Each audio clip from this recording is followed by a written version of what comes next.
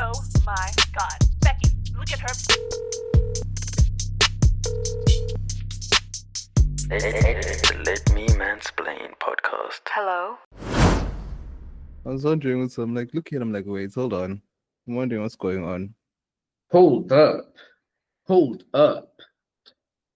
Oh man, a nigga needs like I feel like there should be like a sleep chamber for human beings. Like if you wanna like just get some rest, there should be like a legit sleep chamber that knocks you out for like 24, not even 24, maybe 48 hours, 72 hours. 72 hours knocks you out, restores your everything, and your skin comes out looking good. I feel like humans need that kind of shit. Like not all this microchip shit.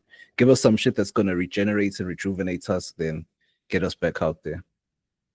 Yo, man, I think that it's largely pointless, bro, because man, life is just tiring.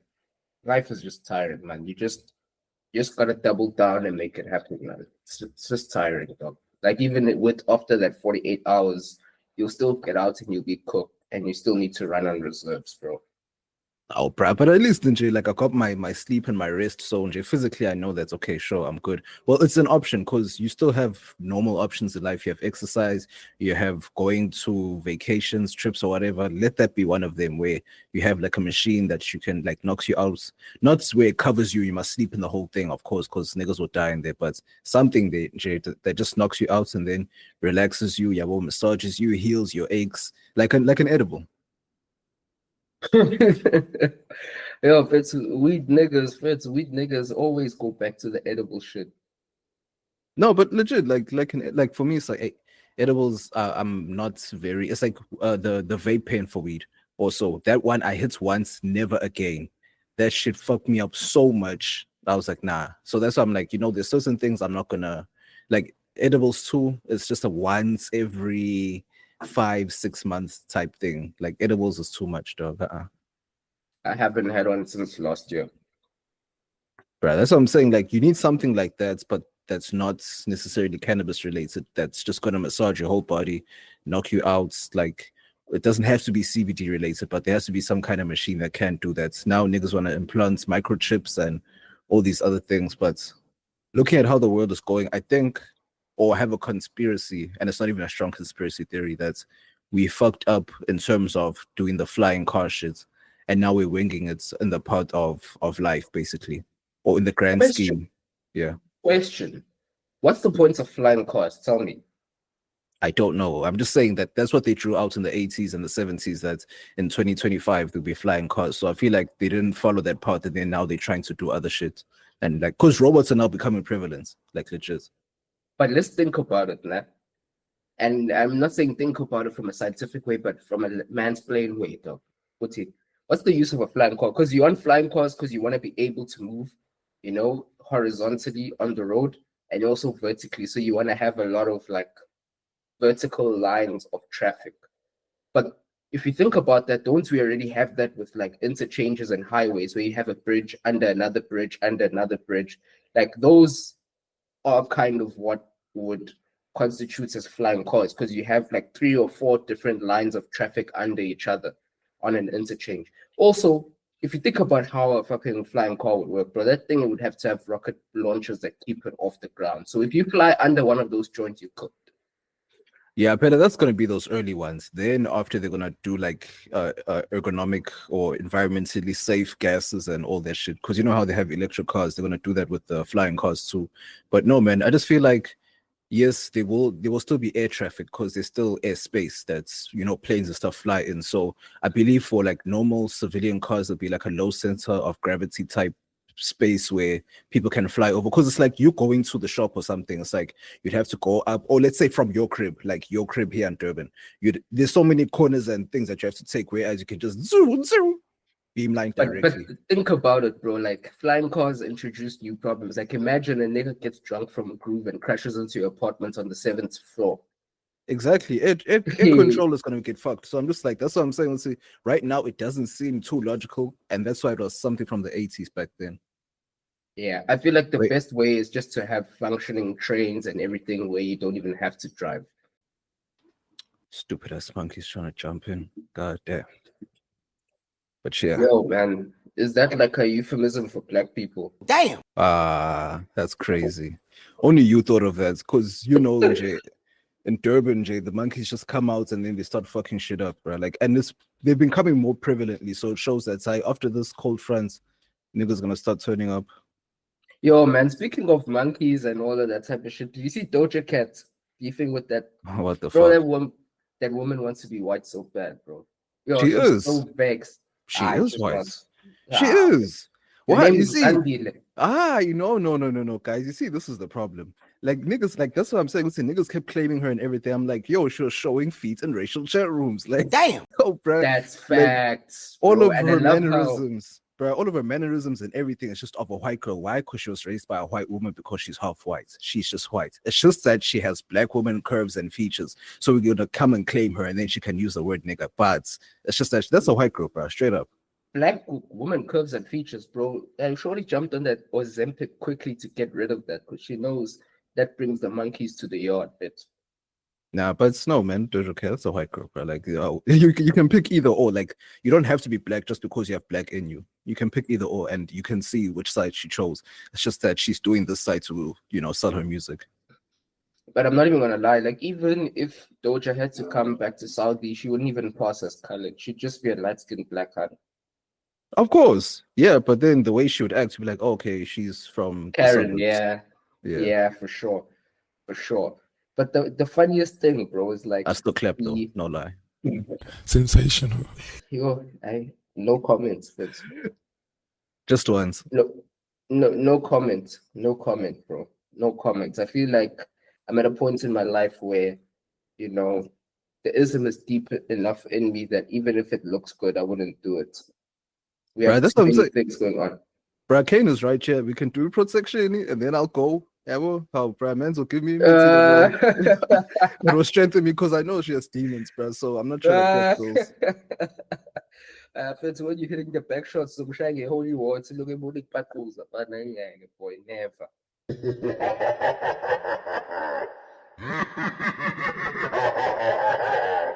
Never. Nah. But in other news, man, you're tuned in to the world's most sensational. 70 for 70. Sensational. 70 for 70. 140. Also sensational. Also heavenly. Sensational. Life is a bitch and she'll blow your top like Kennedy. Mm. My man, we're back in it again, bro. We're back in it again. Bringing the bars with yours truly, the stars. And you don't even need an introduction because you already know who we are. Man, it's beer, ear, air, veer, air, Okay, no. I tried to say that. You spell your name in Ebonics. Yeah, you spell your name in Ebonics. That's crazy. Man, it's Bavaria in your area, man. And the hours are late and it couldn't be any more goddamn scarier, man. And you know that we always kill the game. So in Tombstone and Avbob profession, we're always gonna bury you, man. And this is the Let Me Mansplain podcast. We in. Oh yeah, this is Wesley Sniper shooting from a distance like Roberto Carlos. And welcome once again to the 70th installation of the world's most sensational podcast, where everything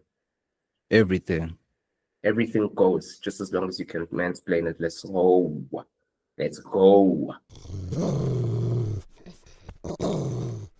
Bruh, some random shit that actually, it didn't piss me off. It just showed how small people's minds were.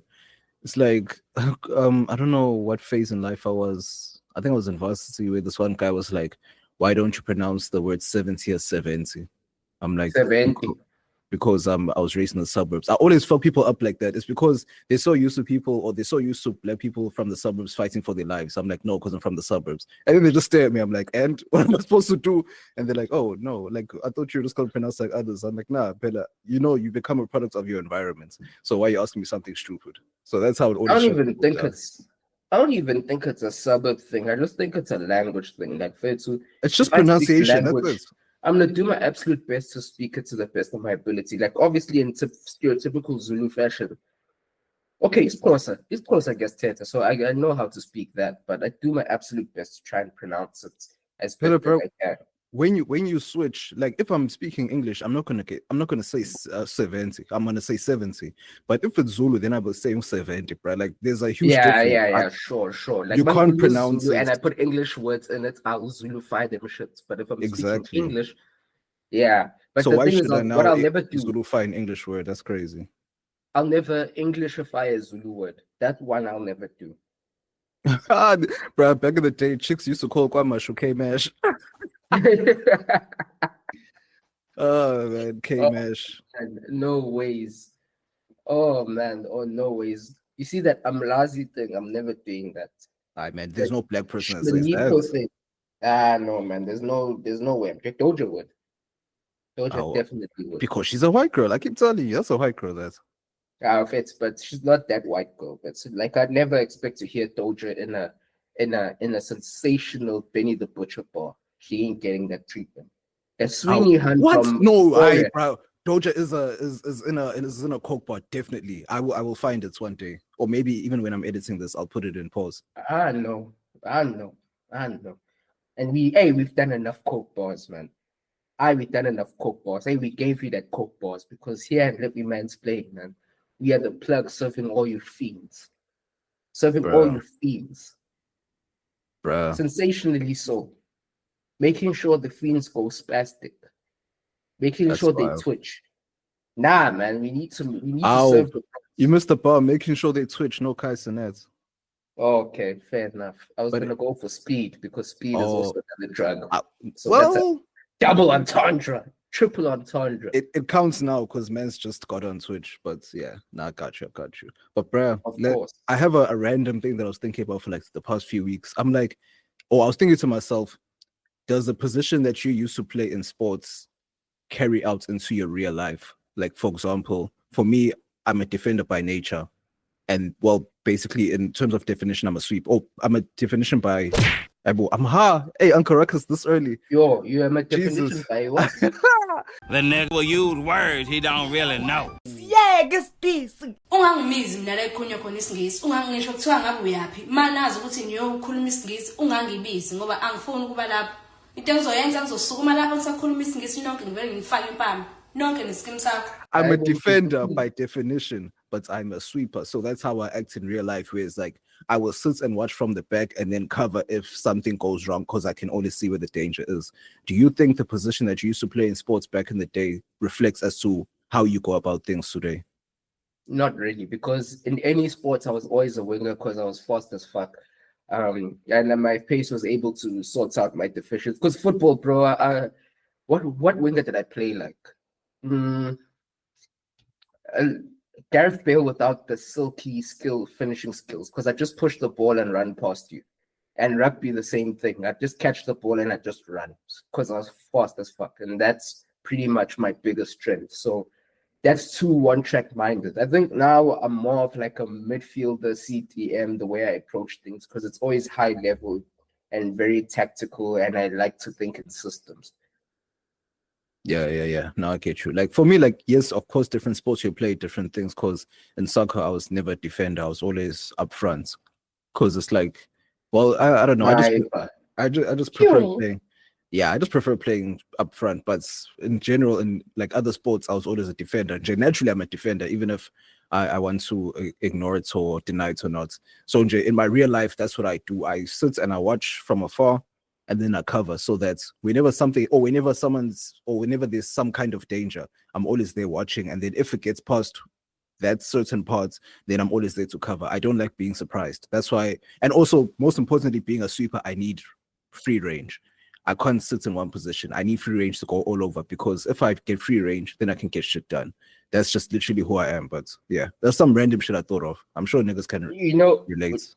I hear that, but for me, like as time went, I became more of a coach than actually a player, because I realized there's certain things I just can't do, and there's certain things that I know need to be done, but I can't do. But I'm very good at delegating and making sure someone else who is able to do that can do that, and putting them in the situation. And I actually did that like last year, because at our gig, obviously we're a French company, not giving anyone any clues, but we have like a big international rugby tournament that happens once every year, and then I was the coach for our team. And like, those are old people, bro. Those are old people that we had to coach, and then we did like a touch rugby tournament, whatever. Then we all went to Paris, and we came like in the top 4. And I'm like, bro, we only trained for 3 months, less than 3 months, and most niggas couldn't even catch a ball then. And I was able to make sure everyone's strengths and weaknesses worked in a way that this whole thing could come together. And then we did it. And that's when I realized, like, I don't necessarily need to be the best player, but if I can get my ideas on the ground, we can cook.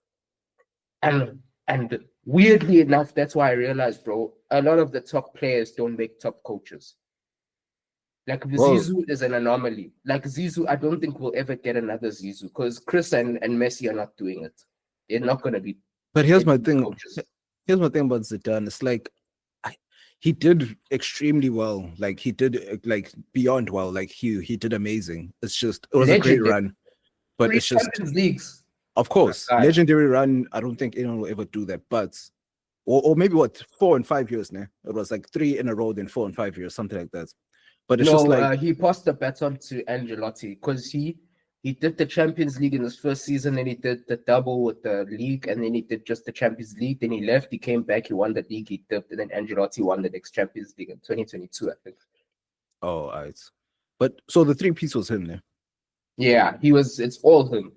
Oh, okay. Then when he left, they didn't win, and then okay, yeah, fine. But what I'm just saying, yeah, but man, what I'm just saying in terms of that, it's just like, yes, he did very well. It's just longevity. I hesitate to put him in those talks because of longevity. Like, there's no base where I can tell, okay, without BBC pause, like, where would you be necessarily, or what would you do? Like, yes, he came back and won the league, but it's just, we need to see more. Like, what else can you do? Like, there's only one trick. But I'm not saying that it's bad, Yeah, I know, I hear you. In 3 years, that man did more than Arteta. That man did more than most coaches. But most coaches don't even win 1 Champions League. Fetumchi hat trick on niggas' head tops. And the thing is, just before that man, Benitez had BBC, and he was just flopping it around. Pause. Didn't even penetrate properly. So for me, bro, that man took that BBC and he put it where it hurts. That nigga gay.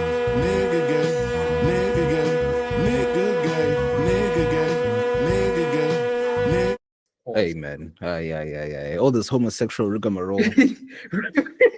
I mean, what the fuck? Every time I come over here, you always gotta take me through this homosexual rigmarole, man, with your terminology, man. What the fuck is wrong with you, man? All this homosexual rigmarole, man. Bro, I'm gonna drop all the gay ad-libs. That nigga gay, all of that shit. Nah, man, but look, all homosexual rigmarole aside, like, there's very few niggas who can do that. Because Maradona came on the scene, ish.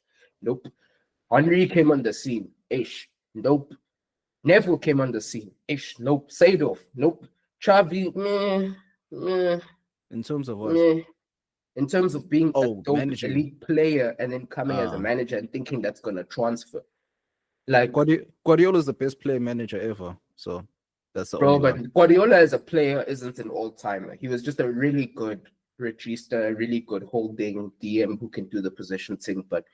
And he put his that's what I'm saying. He put his ideas out on paper. I think Xavi was gonna do the same thing, honestly, because he won the league with Barca, but they were going. You see, with Barca, I feel like Xavi, he got the short end of the stick because they were going through shit, and then he's like, "How I won you the league in my first year, and then now you'll yank me like this when I don't win the second one, or whatever the case may be." So, nah, man, he got dealt a bad hand, and wherever he's going, he must come back and data.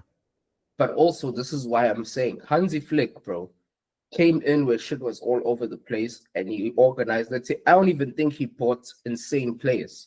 The same squad, he organized it and then took those niggas to the point that they were favorites. When was the last time that we saw Barcelona as Champions League favorites? And man made them that. And this is why I'm saying, like, and Hansi Flick, he was a good defender for Bayern, but he wasn't by any means like the best. Same way Klopp was a decent striker for Mainz, but he was by no means the best. Then you have the Tuchels, who had a little bit of a career at Mainz. Wasn't the best player, but as a manager, world class. Mourinho didn't even have a fully fledged professional career, but he's a special one. He's a special one. But it's weird for a nigga like Mourinho, because he was a goalkeeper, to know things from. Well, I guess he saw the whole field, but even for his heights to be a goalkeeper, so wild. But anyway, my bad. And this is the difference between knowing what is best for you and knowing how to do everything you need to do to bring out the best in you, and knowing how to bring out the best in everyone around you. Those are two completely different skill sets. And this is why I hate when certain niggas will say that Messi and Ronaldo will make a great coach because they have great players. And that also passes on to many other things in life, where people will say, you know, you can't give advice on A, B, and C because you've never done it. Most times that is the case, but sometimes someone is really good at analyzing a situation without executing. And you need to be able to, when given advice, know, okay, this is a great nigga who can do great things, but he's also an anomaly. Like if Messi and Ronaldo had to give you advice about having a football career, they'll tell you to train hard, work on your fundamentals, and do this. But one of the things that they will leave out is, I was given this insane talent, and I am one of a million, one of 5 million. I'm one out of a billion who can do this seamlessly. And I was born to do this, and I just worked hard to make sure I I amplify that. Exactly. And then there's niggas who are bang average. Like, for example, look, in terms of all the things we look at football, Thomas Muller, he's bang average, but he's had a legendary, sensational career. Like, he's no Özil, he's no Götze, he's no Wirtz. He's a very simple nigga who focused on the fundamentals. He's the Tim Duncan of football, bro. Like fundamentals, and then it took him to legend status. You see, that nigga's going to be a problem when he's a coach, because that nigga understands how to make everyone around him better. There's few men like that you can see as a player. Like, because he's a billionaire, I expected Flamini to be one of those niggas, because that guy was average as a player. But the way he was able to point niggas in the right direction and almost coach on the pitch, bro, oh my God. And that's almost like a captains, like really great vocal captains who aren't the best player in the field. That's a very important caveat, because if you're a captain and you're not the best player of the field, that shows me your leadership quality, because niggas are not following your example because your example is average. They're following your aura. They're following your instruction. They're following your systematic approach to thinking. You see, Terry, bro, I think Terry, if he had to give it a shot, obviously from the tactical side, I'll leave a question mark, but when it comes to heart, like I want to eat a nigga's heart. Oh, bro, that man can motivate any squad. I don't know why, but I'm going to say pause. I don't know why. Well, bro, Mike Tyson said that, Fitz. Even worse, because he'll say, I'll fuck you till you love me, or some shit like that. Put your mother in a straight jacket, you punk ass white boy. Come here and tell me that if I fuck you in your ass, you punk white boy, you faggot. You can't touch me, you're not man enough. I eat your asshole alive, you bitch. Fuck you, you hoe. Come and say in my face, fuck you, ass for everybody. You bitch. Come on, you bitch. You're scared coward. You not man enough to fuck with me. You can't last 2 minutes in my world, bitch. Look at you scared now, you hoe. Scared like a little white pussy. Scared of the real man. I'll fuck you till you love me, faggot. Ooh, damn. He said that's a grown-ass man. But no, man. All right. Yeah, but what you're saying, yeah, I get what you're saying in terms of people who know how to get the best out of other people and things like that. I get that. It's just I don't know if Zidane is that necessarily. I feel like, yes, he was dealt a great hand and he did what he needed to do. It's just, I don't know. I need more proof. I don't know if it's like I'm being a hater or what, but I just need a bit more proof as to how you work the system. Here's the proof. You see, I would hear you if you said that Zidane was built a team, he took it from someone else and didn't change anything, and then he just continued. When I think he was there, right? Benitez, he was there at Madrid like for a whole, I think almost half a season, and Madrid was a disaster.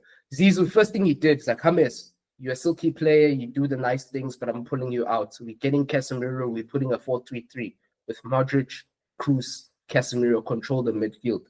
Then Lentosa, Benitez was doing all weird things of trying to take out Benzema, put Ronaldo as striker, Isco here. He's like, no, you know what? We're going to use Isco on the wing, and we're going to substitute it with Bale when it matters, and then we're going to put Ronaldo and Benz, and we're going to make Ronaldo an or a forward striker and you're going to make Pence a false nine. And he did that and the system clicked to another way. And this nigga was forcing down Danilo down Madrid niggas' throats. I remember Benitez when he was there. Danilo, then the nigga came in and was like, no, Carvajal is that nigga. Just put Carvajal there. And then they cooked. They did something sensational. Something so sensational. And then obviously I get what you're saying. sweat by Pepe, and then this nigga brought in Varane, and then he mixed Pepe in with Varane to make sure Ramos was the anchor. So for me, it was like one of those things where the nigga was cooking. Like, and he came in, he saw the problems, he made the changes, and he didn't do too much. But then, obviously, with Zizou, the only criticism I'll throw at him, he's not a league manager. He's a knockouts manager. He knows how to get niggas ready for the occasion, but to sustain the occasion over 38 match days, maybe not. Didn't Kroos join around 15, 16 there? No, 14, 15. 14, okay. Yeah, so no, man, what you're saying is making sense because of a blueprint. Like he gave them a blueprint that lasted them 5, 6, 7 years before Vinny and them started coming up the ranks. So it lasted them a minute. So now I get that. Like he changed a system that worked for them and it stayed. And even regardless of when he left, that system still worked. So no, I get that because when you name the players like Isco and them, like of course 10s weren't in effect anymore, so niggas had to move to the wing or wherever the case may be, so they can go ahead and do that and he can move them around. I get that, like 100% I get it. He created a system. Maybe I just don't remember. Let me just put it that way because it's just been a minute. Yo, bro, as you're talking about football, my nigga, yes, I had a very great conversation with one of my niggas about footballers and lifestyle and everything, and I'm like, this nigga was swearing to me that because he's a Barca fan, right? And he was swearing to me that, yeah, Yamal is next up. And I'm like, bro, Yamal, question marks. Because one of the things, bro, I've been a football fan for a long time, damn near 20 years now, almost on the cusp of 20 years. And it's like, I've seen so many dope, talented players come and go because of their lifestyle and how they didn't take things seriously. And that's why I get irritated when they say, you know, Messi is just talent and Ronaldo's just hard work. Nah, both of those niggas are incredibly talented and both of those niggas work incredibly hard. And disciplined. But, bro, come on, bro. And I'm thinking, there's so many examples. I'll throw some out. Ronaldinho. Nicholas Bentner. Nicholas Anelka. Lord Bentner.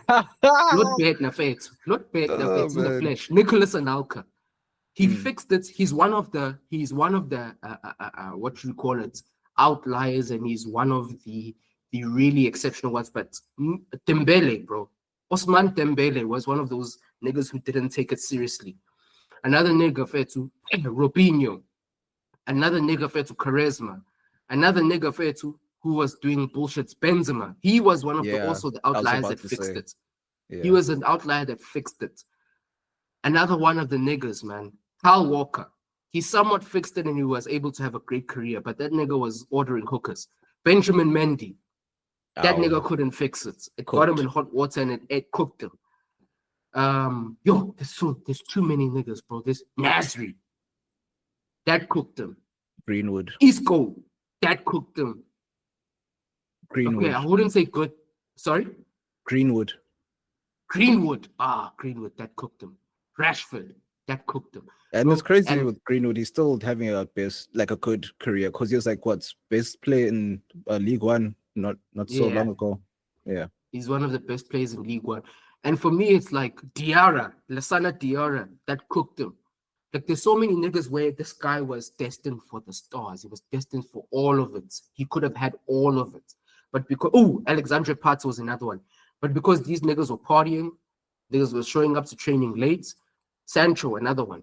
Niggas were talented. They were given everything. All they need to do is double down, work hard, and then they were going to have a great career. But these niggas were partying. These niggas were hanging with lifestyle influencers. Niggas were fucking hoes. Niggas were drinking. Niggas were doing all these things.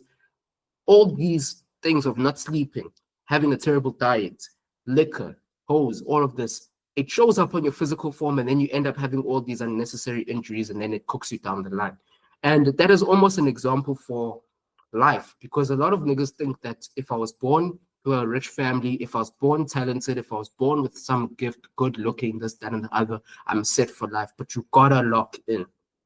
You gotta lock in, bro. Because if you go off the way and you become undisciplined, 5 out of like 100 niggas can bounce back from that. That's why Benzema and Usman Dembele, what he did, he got married, got focused, and look at him now. Treble winner, possibly fighting for Ballon d'Or. Treble. Benzema, Man's at 5.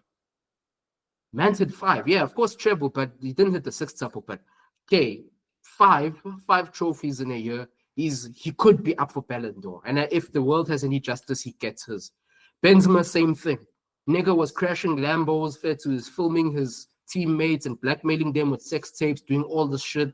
Missed out on the 2018 World Cup off of his bullshit, and then at the back end of his career, he stacked up, he focused, locked in, and he did one of the most impressive carry jobs in Champions League history, got his Ballon d'Or. And most of the niggas at Delta Rapt, oh my God, that nigga was in clubs, whatever, Jack Grealish in clubs, whatever, doing all bullshit. Phuza, Grealish, he's, that real white boy shit. Yo, and I'm still surprised that Grealish doesn't have the Phuza face yet. And we'll come back to that. Yeah, I think he works hard in training. But my thing is, he's talented. We know that he is in terms of talent, he could be a top 5 in his position in terms of talent, but he never really locked in, and that's why he is where he is. And this is where I'm like, bro, you gotta lock in. Talent, whatever, it's great, but hard work is what carries you over the line. And opportunity, because opportunity, or luck rather, is where opportunity meets talent. And talent is where you have been working hard. And one of the things I always say is that, success is in 4 parts. It's ability, which is your talent. It's hard work and effort. It's investment. If someone sees and puts whether money or time into you, and then it's exposure. Like, are you exposed to people who can elevate your level, and are you exposed to opportunities? And when all of those 4 elements come together, you become a beast. But because a lot of niggas will have 2 out of 4 or 3 out of 4 elements, and they usually miss the hard work part out, they get cooked and they burnt out. No, that's true. And like what you're saying is very important. It's just a matter of discipline. Like, yes, you may find someone who's living a wild lifestyle entertaining. That's cool. But at the end of the day, there have been many proven points where if you don't stop the shit that you're doing, then you're gonna crash and burn. And then those millions that you used to have because you were talented are gonna go away. Why? Not even because you've lost the talent, because you're not dependable anymore. Because now I can't depend on you to actually just show up in general, or even just perform to the best of your ability.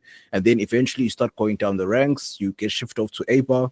And then now you're earning low wages, and then now you want to get back into the good graces and earn big stuff, and you're just gonna regret it and shit like that. So yes, that kind of heavy lifestyle, especially as a teenager, he's just doing too much. Of course, that kind of lifestyle will fuck you up, and it's gonna, or not.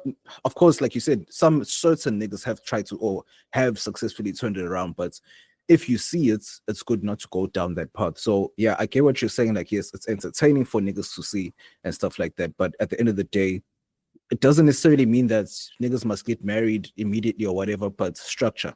Have some sort of structure in your life that's going to keep your mind away from unnecessary distractions. And then eventually it's going to take you away from, or it's going to take the lust or the energy away from having to do stupid stuff. Yo, man, I actually wanna talk about, that's a very good point. And marriage is a very, very weird thing, though. And I actually, if we've got the ism, no, that's a terrible statement to say. We always have the ism, but the marriage conversation is one of the most controversial conversations we can have, because where we are right now, niggas hate women and they're really angry at women, and women hate men, and they're really angry at men. So the idea of marriage seems like a prison, and it seems like something that is stopping you from your idea or imagination of greatness. And I mean, I have an alternate view. Obviously, I am not a common person. Like, I was raised with the pops, whatever, and my pops and my parents had a healthy marriage, and a lot of people don't, and that shapes your perception. Granted, but I still think for man and woman, bro, that thing is the best thing that can do to you, and it's the best thing that can propel what you're doing in life. And this is my element, or this is the angle I take it from, is that marriage is also one of those things that are in three parts. It's like the system, like the support system or the support structure around you. That's a very important part, because if you have uncles, aunts, parents who had healthy marriages and who have experience and have game in this, they can give you game. The second part is the partner you choose. So does the partner you choose actually have the elements needed to make a marriage successful, and do they have those ingrained lessons to make that happen? Obviously, in this modern day world, most of us, we don't, man and woman. It's not a gendered conversation. And then the third part is the environment. Do you have the money to get by? Do you have, your house in order? Do you have lobola money? Do you have this, that, and the other? And all these three elements, bro, it decides how well this thing goes. Because if you have a support structure, when one of the other ones fail, you can always check in with your OGs and they'll tell you, no, this happens. This is how you sort it out. This is how you sort it out. Do you have a partner who has all the things? And do you yourself have all the things required to make this union work? All right, then you always find a way, because all marriage needs is two people who are committed to making sure that this works. They committed to making sure that they find a way. And one of the most controversial things I'll say, and niggas will cook me for this, and rightfully so, but let me cook, is that not having options or having commitments, which is eliminating all your options, is actually the best thing. And options is almost like a fail-safe. And you can't have a fail-safe if you want things to succeed. And one of the things I love, was it Diocletian? Oh, hey, bro, niggas will cook me for this pronunciation. It is one of the great Roman emperors who was a army general, who said when they were going on an expedition to conquer new lands, they would burn all their boats because they want to make sure that they have no options to retreat. They get there and they die, and they're going to do what they do or die trying. 50 cents. They will get rich or die trying. And for me, that is a very important thing for everything we do, marriage or otherwise, where if you are so committed to making this work that nothing else matters, 9 times out of 10, it's going to work. If you've done a proper analysis of where you are, what you are, and the resources you have, and you know your odds of making it work, and then the rest of it is just you just doubling down and gritting your teeth and making it work, then it will work. But if you haven't done that great analysis, you haven't sent enough soldiers, you haven't sent enough artillery, you haven't sent enough everything, then no matter what commitment you put in, you're going to get cooked. So yeah, man, that's just one of my takes, is that it really is a great place, because for rich niggas or niggas who are trying to achieve something in life, one of the biggest, and this podcast says it all the time, one of your biggest trip ups is going to be poor penis management, aka PPM. And PPM killed a lot of great people who had a lot of potential to do a lot of things. And if you can sideline your lust and be above it and remove it as much as possibly can to focus on one person who's also focused on you and making sure you win, you're going to get ahead in life. But again, the way the world's shaped, it's not that easy. Yeah, so just to speak on that, yeah, I hear what you're saying, man. And what you're saying isn't wrong theoretically. However, this is real life, dog. Theoretically, it isn't wrong. Theoretically. I thought theoretically niggas are coming with big words I never heard before. No, where the hell does theoretically come from? But no, man. Theoretically, because it's 4-5. It's like erectively, like I literally went to, like, those large cranes trying to erect a building or a bridge or something. That's what I thought. Erect. Yes, you erect a building or you erect a bridge. But anyway, yeah, what I was saying is that theoretically, yes, you are correct. If you just have shit together, whatever, cool. But I feel like what we're also seeing in today's day and age, we see it all the time, is that now within the marriage, shit gets fucked up by people, and then now it gets done by the wayside. I'm not saying that I hear you. No, I get what you're saying. Like, I got what you're saying in terms of that, but I'm not saying in terms of if niggas didn't have. I agree when you say it's this thing of options or whatever. You have options when you're a bachelor, of course, but also at the same time, it's like, if you're him, you're him. So this options thing means that whenever I go outside, I have options.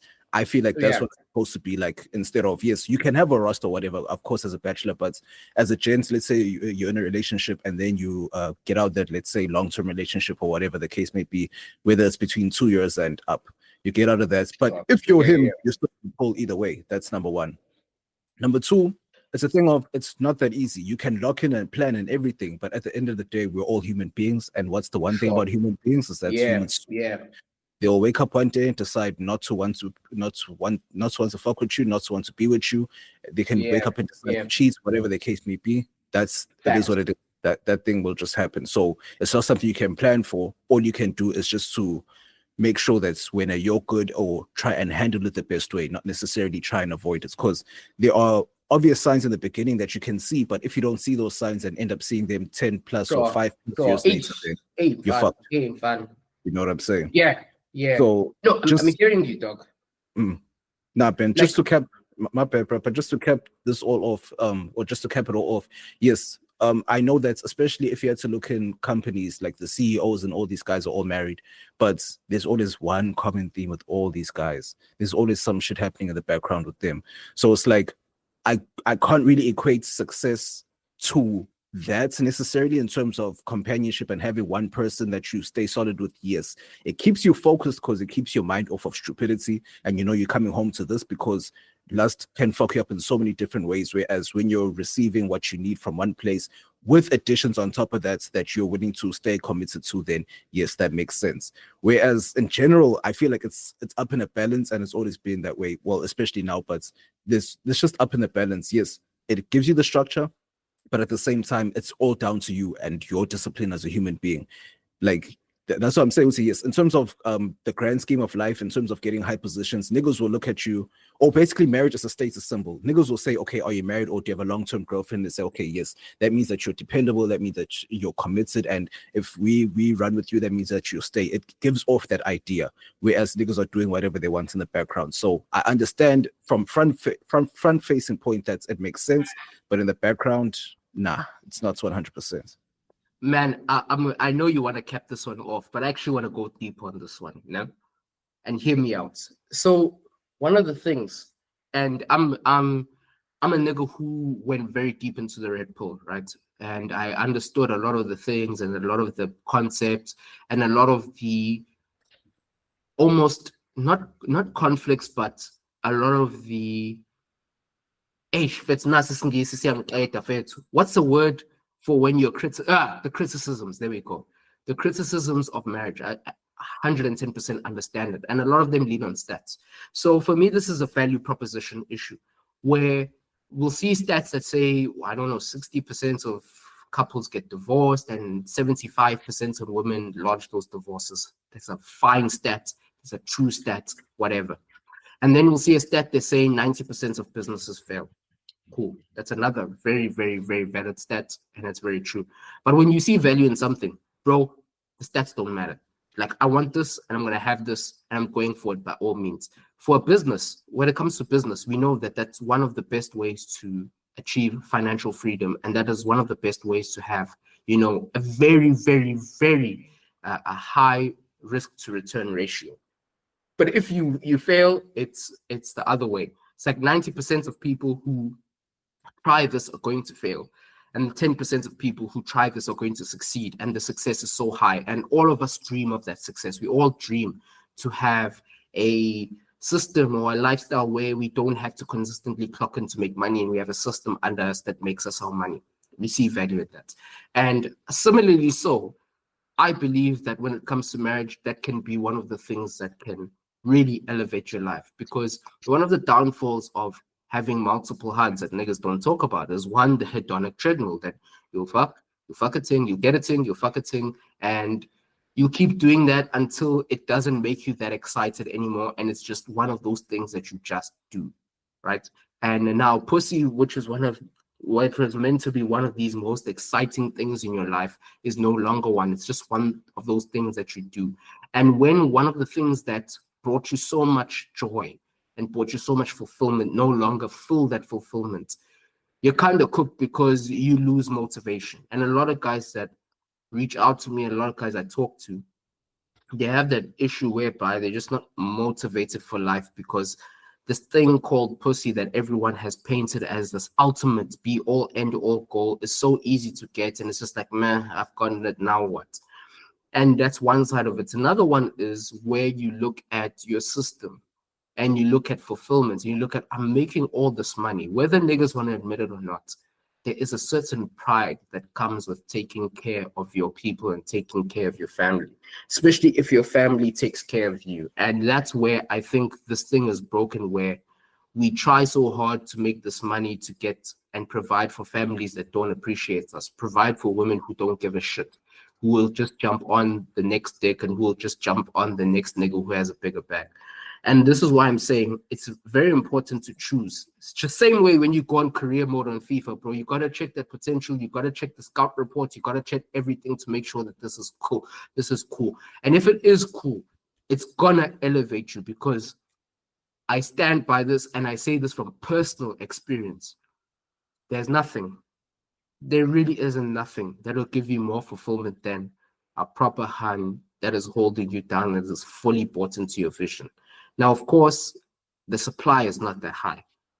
I would be one of those niggas who are putting my head in the sand if I had to say that there's so many marriageable women out there. Hey, shorties are ready to get married and they'll be good wives. Nah, there's a lot of hoes out there. There's a lot of bullshit out there.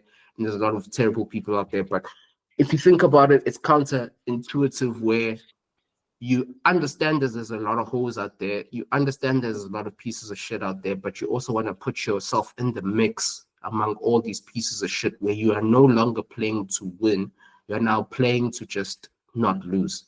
Like, if I get some ass and it's easy and it's maintainable and I don't have to deal with bullshit, I'm happy. But was that your original goal? For those who that was the original goal, fair, I hear you, go for it. But for you who dreamt of bigger and wanted bigger, why not go for that bigger?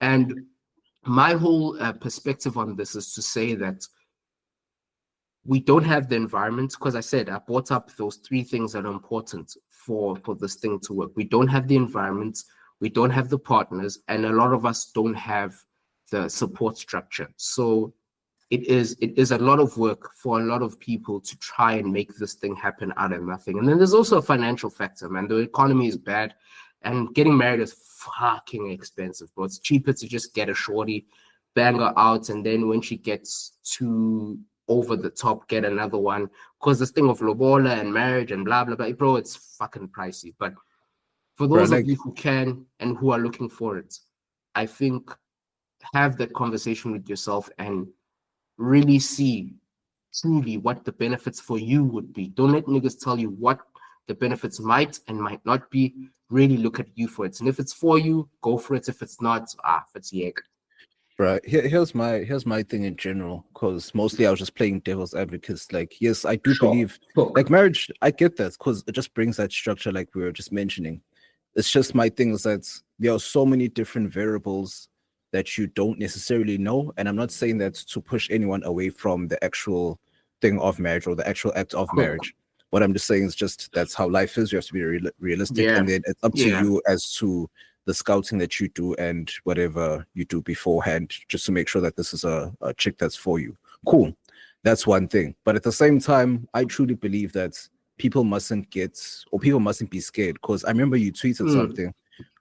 There's someone tweeted something, you quoted the tweet and you're like, I don't get why niggas like are so scared of being done dirty by. It's like, okay, if it happens, it happens. If it doesn't, it doesn't. So why are you scared of even just committing? So that's one thing I'm totally against, where people, this generation is so scared of commitment that they now want to do that thing. Sorry to cut you, bro. Yeah. Just want to say one thing, like, and this is not just commitment in a relationship, it's commitment to a higher purpose. Like, if you want to go after your business, go after it.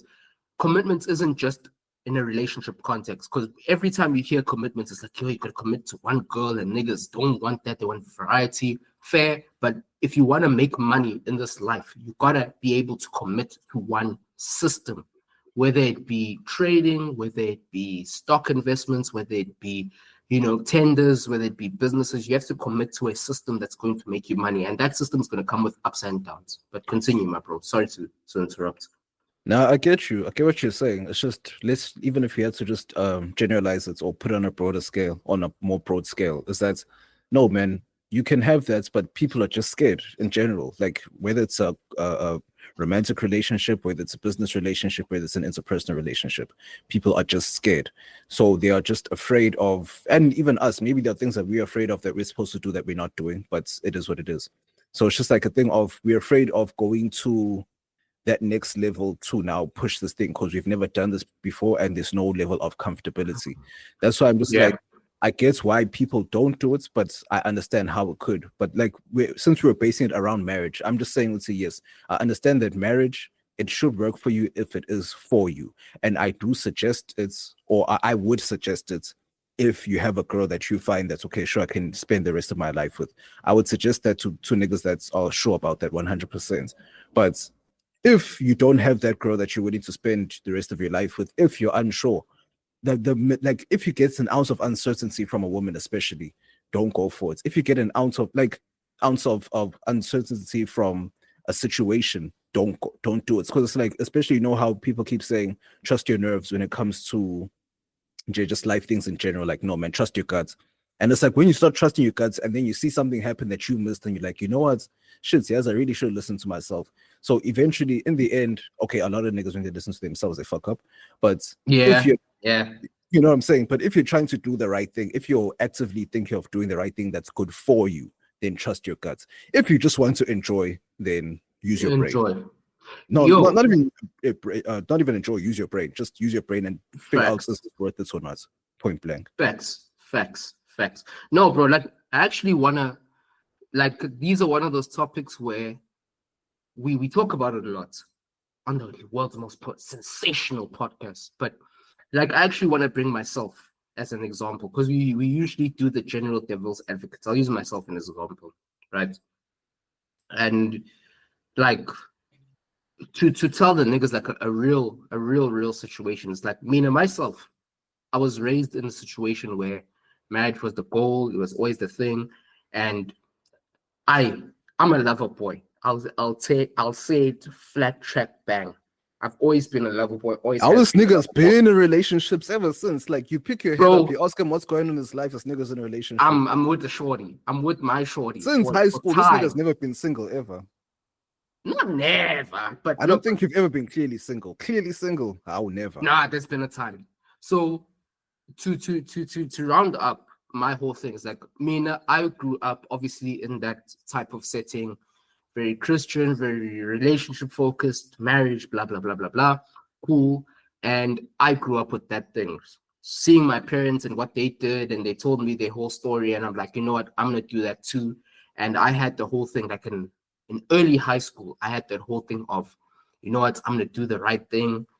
No sex before marriage. I'm gonna get married and have sex afterwards. And I approached that as a lover boy, and I put my best in. Yo, got cooked, bro. Yo, those step overs, bro, they hit me crazy. Fits. Hey, one hand even hit me with an elastico, fam. Mm-hmm. And it got to a point where I was just like, fuck it. Nah, let's get busy. You know, every nigga has a almost a village origin story, and the similar one was you try to do the right thing by hand, fucked another nigga, whatever, we move on. Cool. After that, a nigga's turn to diva time.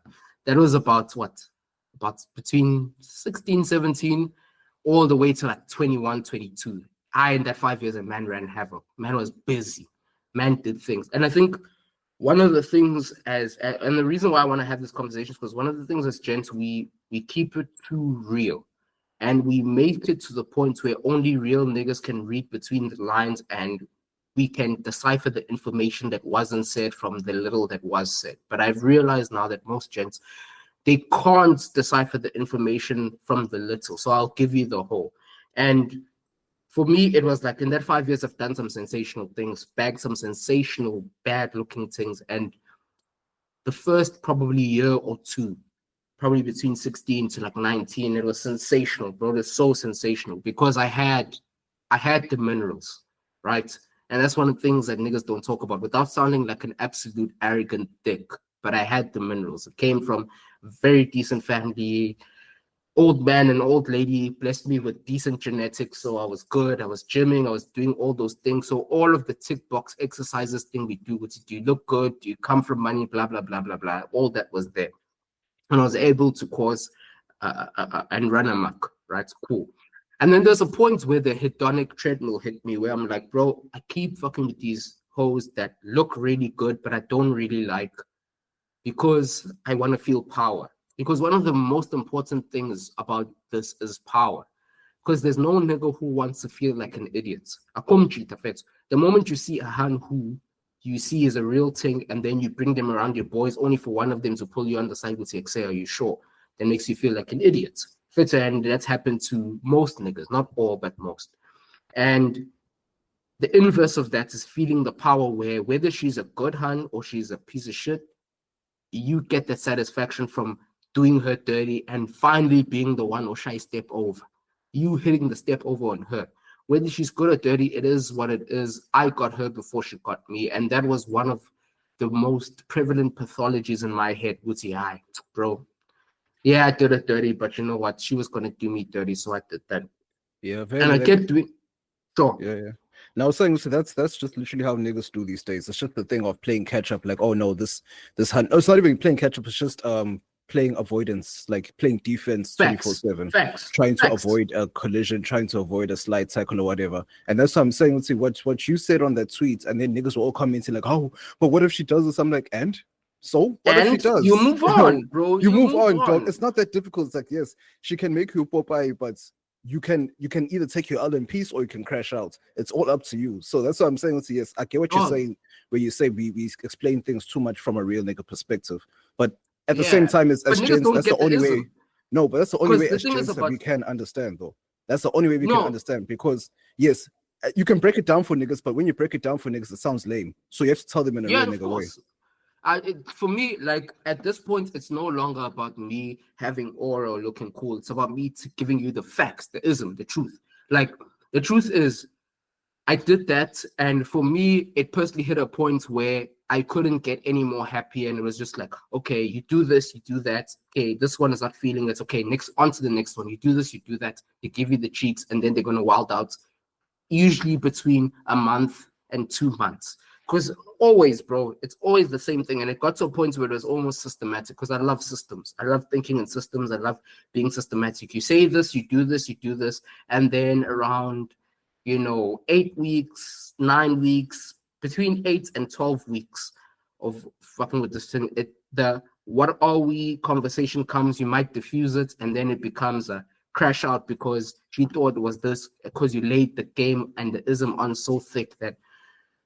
Because I like to use the intellectual thing. I can't use the dumb nigga game of just we dance and then we fucking and whatever. I always want to rap the thing. I always want to throw bars at my thing, whatever I'm dealing with. And then they want to come through and get more of the package because I'm the plug, fit. I'm breaking down that white substance, fit. You know what I'm saying? I got a brick of white girl. I call it Kate Hudson. You know what I'm saying, fit? I call it Anne Hathaway, you know what I'm saying? I call it Dakota Fanning.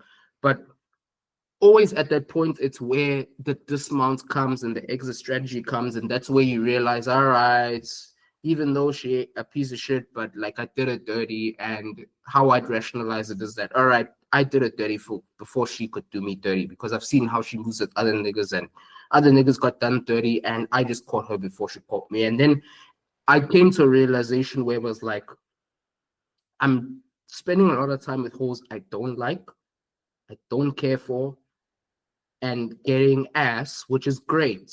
But after 20, 30, 40 minutes, it's over. And then after you bust that nut, that clarity comes in, and you're like, yeah, no, she's bad. Look at that ass, look at that body, blah, blah, blah, blah, blah. And it's like, right, but like you said, next?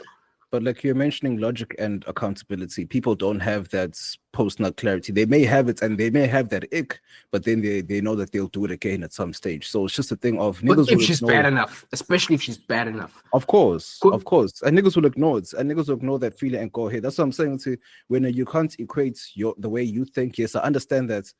It makes sense. That's what I'm saying. Let's see, theoretically, it sounds right, but it works for you because of how your cards were laid out for you, or how your life was. You know what I'm saying? So with other niggas, I understand the degeneracy parts of it. Like, yes, if you're a degenerate, then you're doing too much. But then niggas that are just not slowly, but niggas that are just doing them point blank and simple, I don't see any issue where you can still do you. And we're gonna move on to Shannon Sharpe because this is where it fucked him up. Like, yeah, bro, yeah. you can do you, and then you can still, yeah, well, it's not even about being sensational, but you can still try and find the one, because people try and act like, oh nah, but by the time you go to close to 30, or by the time you hit 30, you're supposed to have a chick already. Like, nah, man, this is life. Things happen. You go through things as a person, whatever the case may be. And yes, this generation romanticizes hoeing and all that stupidity and being a player. Go ahead and do that if you want to, but at the end of the day, do what's best for you, and that's what benefits you. And that's where niggas get a lot of these things wrong, where they're doing things and they know that it's not benefiting them, but it's making them happy. It's feeding It's making them happy in like a false sense. They get to tell the other niggas that I smashed this chick, but when you sit with yourself and you're quiet and you really think about your life, your goals, what you want to do, is it really making you happy? And the one thing I want to say to cap a lot of what I was saying off is that the most important thing in all of this is self-awareness, right? And niggas don't have that. Niggas don't have that because there's a lot of stats thrown out, there's a lot of information thrown out, and a lot of whether someone does an opinion. Wait, hold on, repeat. Wait, hold on, probably repeat. I'm saying there's a lot of stats thrown out and there's a lot of info thrown out. And the most important thing about self-awareness is that self-awareness helps you understand when you are average. Sometimes you are the average guy and you need to understand that. And that's where stats relate to you. But sometimes you are either way lesser than the average guy or way ahead of the average guy. And when you are able to take that into consideration, that is where you can know what you need to do versus what everyone else needs to do. Because statistics usually speak to the average. But self-awareness is what, or the ability to know when you are below average and you are above average. Because everyone likes to defer to, Stat SA or defer to the whole research bodies and these research companies that do this research on your behalf so you don't have to think. But when you are self-aware, you know where, here, I'm better than these niggas, man. I've got this, and this that helped me be better than these niggas. Self-awareness also lets you say, no. All of these niggas had this leg up on me. They have this, and this that is over me. And what I'm saying, the whole point of my whole spiel of speaking of my personal experience is to say the most important thing in everything you do in this life is to understand that you were born alone, you will die alone, and everything in between birth and death is up to you to make the best of. And if you relegate your decision making to the general and you relegate your decision making to what everyone else is doing, you're going to be unhappy because everyone else is just a mix and a mash of averages. If you know what I need to do, what I need to go for, fail or success, then go for it. And one of the things I really believe is that I rather fail forward in the direction of my goals than succeed backwards in the direction of shit that I'm not trying to do. And a lot of gents, I wish they had that thing in them where they're like, yo, guys, I understand that this is what most people are doing. I don't want to do that. I want to do this. And if I fail and look like an idiot a number of times, that's fine. But eventually I'm going to get it perfect and I'm going to land what I want to do. And it's not only that. Sure. Yeah. My bad, Scotch. It's not only that. It's just a thing of you're going ahead. You're going ahead. And pause. Bro, Fine. Huge going pause. Ahead. Go. Bruh. But no, man. My thing. My major thing is just like you just doing what's like. That's what I'm saying. See, people don't have that. It's like it's just within you. At the end of the day, every man has some kind of canon event that kind of changes the trajectory of their lives. And whether you can steer that your life back to where it's supposed to be or make that new lane work for you and be successful in that new lane is completely up to you. So as gents or as human beings in general, we never have that conversation with ourselves and saying, okay, where did this thing start? It started here. Okay, how did it affect me? This is how it affected me. And be honest about it. Because, bruh, if you had to ask a stoner today, are you addicted to weed? They'd be like, no, I just smoke every day. You know what I'm saying? Bro, so, I think accountability. Just to tie this all up is that life is tricky, life is tough. We don't all get what we want. but we all need to force our agenda. And I think my biggest irritation is that a lot of niggas are forcing the agenda that was put on them, not their Get that own wrong agenda. on top of that. Get that wrong, Gifet.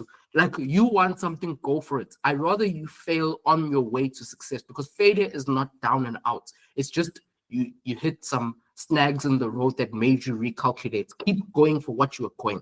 And that's where the purpose bit comes in, because a lot of niggas, they try to do what they really want to do, they fail, and then they try to do something else they don't want to do, succeed at that thing, and then in the eyes of the general or the most people, they are rich, they're successful, they get to change all these hoes, but then they're unhappy and then they're off themselves, right? We've had a lot of Ricky Ricks, we've had a lot of people of that level where the general person looks at them and is like, bro, you have this money, you have these hoes, why aren't you happy? It's not because they had the money and the hoes, it's because they betrayed their own purpose for the general purpose. And you need to double down on your own purpose, win, lose, or die, and go for it. And just to cap this off, there's a sensational quote I read. It's like, in life, you need to learn how to dance in the rain, because in life, the rain never stops pouring. There's never a perfect moment for you to get what you want. And you need to learn to make it up as you go on the way to what you want. And if you don't know what you want, and if you don't know what you don't want, you are basically a cyborg. You are basically an AI algorithm. You are just tuning into what the global preferences or the global general preferences want for you. So my thing is, I want every single gent who listens to this deep sensationalism to go and have an hour with themselves and think, what do I want? If I had a week left to live, what would I be deeply hurt about that I didn't do? And what would I be deeply proud about that I did do? And that's going to tell you what you want and what you don't want. And if you are living your life according to what the hoes want, what niggas around you want, you failed already. You're just trying to succeed in an opposite direction to what your intended goal was. So niggas learn to dance in the rain, because the rain never stops pouring. There's never a perfect moment for you to do what you want to do in this life. Bruh, that's why I always say that I'm happy to be the age that I am. Like, I really hated it when I was a child, and like being around all these childish kids. Like, I was just too mature for my age. So I'm glad that I'm this age. Like, I'm glad that I'm this age.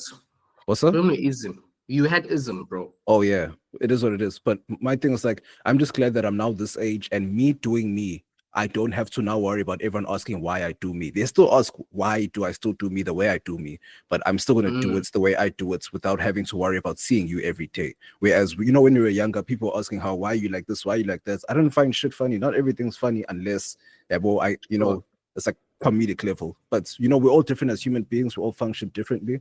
I think it's just niggas just be lying to themselves as to what they want in life, and that's another story. Because if you have to look at someone like the example you made of Ricky, he had the family, he had the money, he had the popularity, but still he wasn't happy. So that was an internal thing that he had to deal with himself. But moving on to other news in terms of niggas getting their shit together. Shannon Sharpe, we skipped over the fact that he settled. PPM, boy. PPM, boy. Haibo. We said this on the pod. Yes. We skipped over the fact that he settled, because that news, like the amount didn't actually come out, but the amount is allegedly around 23 million to 23 million to be specific. It's apparently around that amount. Now, cool, that happened, and then homegirl retired from OnlyFans. She's basically done seeing his face by announcing that. That's fine. But like everyone says, the reason why Jay-Z was so pissed at being tried, or Busby trying to drag him into that whole Diddy case, was that once you pay one person, the floodgates open for everyone else to try and get a dime. Now there's another woman who's trying to sue Shannon Sharpe for 20 million, because there was this viral video of this chick that went to the Usher show, and she was like licking the cherry, all sexual and all that shit. And then they were just joking, saying, not that they were joking. He was reading an article, and it was probably misinformation. And then they were like, oh no, this girl, she has a husband at home, whatever. And Shannon Sharpe was reading, so he just misread the thing, but it wasn't something that he was Yeah, well, him and Ultra were trying to push and say, you know, this woman is married and whatever, because they joked about it after and all those things. Cool. And then after that, she came back and said, no, because she's like a primary school teacher thing, daycare type vibe. She's like, no, the husbands will come up to me asking me, like, why should I look after their children if my life, or if I'm doing that in my personal life or whatever. So she's trying to get 20 mil. Yes, she's not only suing Shannon, she's suing Shannon, Ultra, and the Shay media in general. Yes, they're gonna spend some cash to fight this, but they will win. But it's just like, when it rains, it pours. When niggas see that you can pay that thing off, or when niggas see that you might have an inkling of money, they'll take any small thing and try to get you. And it's not only women. Like, this is where niggas get shit confused. Women aren't the only people that are going to attack your papers. Niggas that you came up with, you'll be shook that they turn around and sue you for nothing or whatever, you know? So, yeah, PPM, bro, this is where it leads you. And you know what? This is going back to the conversation we had earlier. And if you're catching the clips, bro, watch the full episode. This is sensational shit. But our goals, we have goals, we have things we want to achieve, and we also have things that we want in the short term. And Shannon Sharpe, you know, in hindsight, this shit was happening and we knew where this was going to go. I remember when Shannon Sharpe had Lil Yachty on, and Lil Yachty was like, you know, when you get to your age and you want these women, and you and I want the women at the same age, right? He was trying to give him some game day, like, bro, you can't want the same age as women as I want. And Shannon Sharpe's like, yeah, I'm old, but my eyes still work the same. And you see Lil Yachty give up a little bit. It's like, okay, fine. They were having old. Yeah, they were having two different conversations. And Yachty was like, you can't be old and sloppy. And Yachty was alluding to, you can't be old and move in a way that a stupid young nigga would move. But because they're having two conversations, Shannon thought that he meant, sloppy meant fat. So yes. Shannon was like, aha, you can't be old and sloppy. It's either you're young and sloppy or old and fit. So in his mind, being physically fit and having a body that is sensational covers up for the fact that you lack ism, because Shannon lacked ism. He lacked the game, he lacked the understanding of the macro environmental awareness that you need to understand young Hans, the world that you live in, and whatever. And, you know, one of the things that I really, really look at is that our parents who are in their 50s and 60s, they lack ism because they haven't been in the mix for the last 30, 40 years. But they don't need the ism. Like someone like Shannon Sharpe didn't need the ism because he shouldn't be playing in that ballpark. Thank you, bro. I'm so glad you interrupted me on that, because ism is needed when you are trying to do something that is close to the ground. You need to know what's happening in the streets. And as a 55, I don't know how old Shannon is, but he's in his 50s, and the man in his 50s, you should not be focusing on what is happening on the streets. That is closer to our domain. It's closer to my little brother's domain, who is like 24, 23, right? And my thing is, when you are out of the streets, you are out of the streets. There's benefits to being out of the streets. There's downsides to being out of the streets. Where you are in your position, accept everything for what it is, right?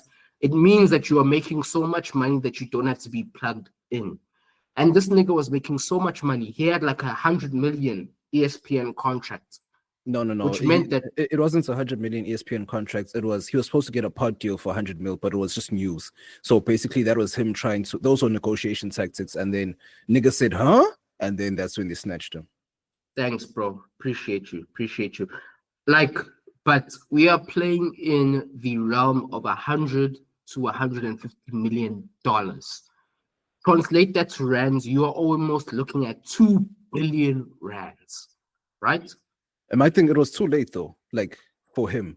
It's a thing of wanting to announce it. So yes, like of course it didn't come from his media specifically, but of course the news was put out there just to flirt with personal suitors for them to actually land a deal that's close to that or below that. But my thing is just like, if it didn't come out in public, none of this would be happening. But at the end of the day, his situation or the way that he was doing things beforehand led him to that. Because like you were saying, J.I.D want him, Monique want him, Pat Williams want him. Everyone was saying the same thing, and Kirk Franklin, bro. Kirk Franklin. Everyone is saying the same thing, where he was trying to act like they were giving him props, where they're saying, "No, dog. Like, why do we know your business and you're 55?" type shit. Yes, so, sir. like, we already explained this and we already said all of that shit. But my thing was like, niggas on Twitter were like, oh, he should have just got him a speed nasty. I'm like, honestly, just get someone who's professional and just do your own thing if you really want to be like that. Like, get a proper professional. Go into the porn world and get those people that actually do that. Not just go for a random hun. Because, like you said, this is all about power. I want to feel like because especially Shannon was doing role playing type shit, yeah, bro, freaky shit. So it's like I want to feel like I'm in charge. I want to feel like, and especially where he comes from, the South, yeah, bro, he wants to do reverse racism. It's like, since my grandparents grew up in slavery, let me take my power back. Because Kendrick said it's in Mr. Morale. He said, yes, I feel like my ancestors, my ancestors are solid. He didn't say that specifically, but something along those lines, by smashing a white girl in Copenhagen or whatever. So Copenhagen, yeah, it's just niggas feeling like, okay, sure, yeah, I'm that man and whatever. But it's just, yeah, we've already explained it in a whole nother episode of this whole why it's PPM and things like that. It's just a thing of when it rains, it pours. And if you let people play with you, everyone else will think that you're easy to play with, pause. So I'm just like, no, man, I'm disappointed, or not disappointed, yes, dog. Like, niggas told him and niggas saw, and it's like, I'm just disappointed that you're grown and you were caught like this. You know what I'm saying? No, man, I agree with you 100%. For Shannon, it's like you're in the winters of your life. He's 50. He's done most of his life. Our life expectancy is 900 months, aka 75 years.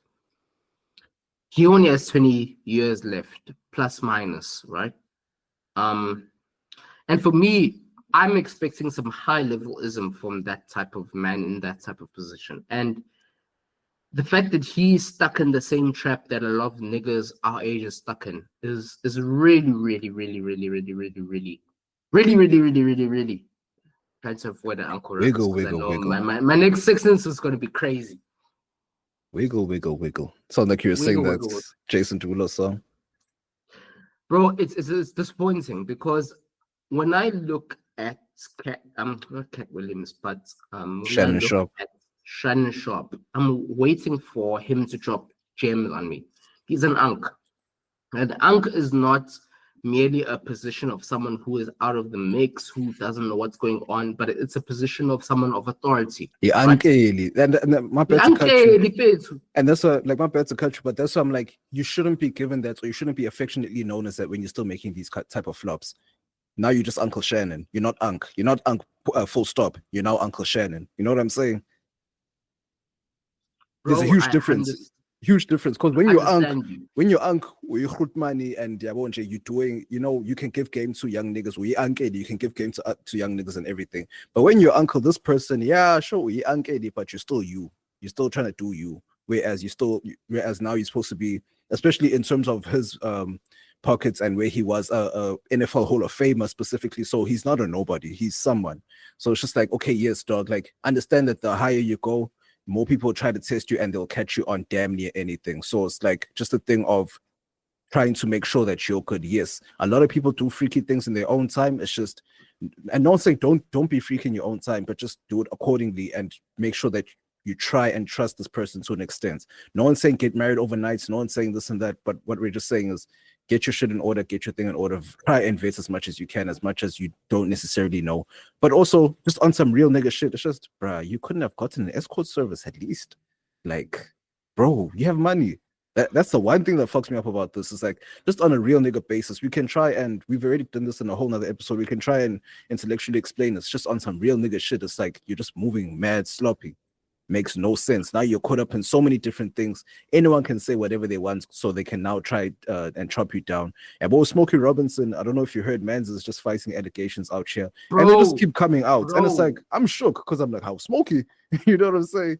So hey, bruh, like, and that's the thing. It's like, in one breath, anyone can catch it, but in this and another side of the coin is that not everyone can catch it, because it's like, Pella, not everyone is doing some fuck shit, and not everyone will have someone in their life trying to throw them down or try to pull them down in that kind of way. But at the same time, it's just everything is shaky. Why continue on a path of stupidity?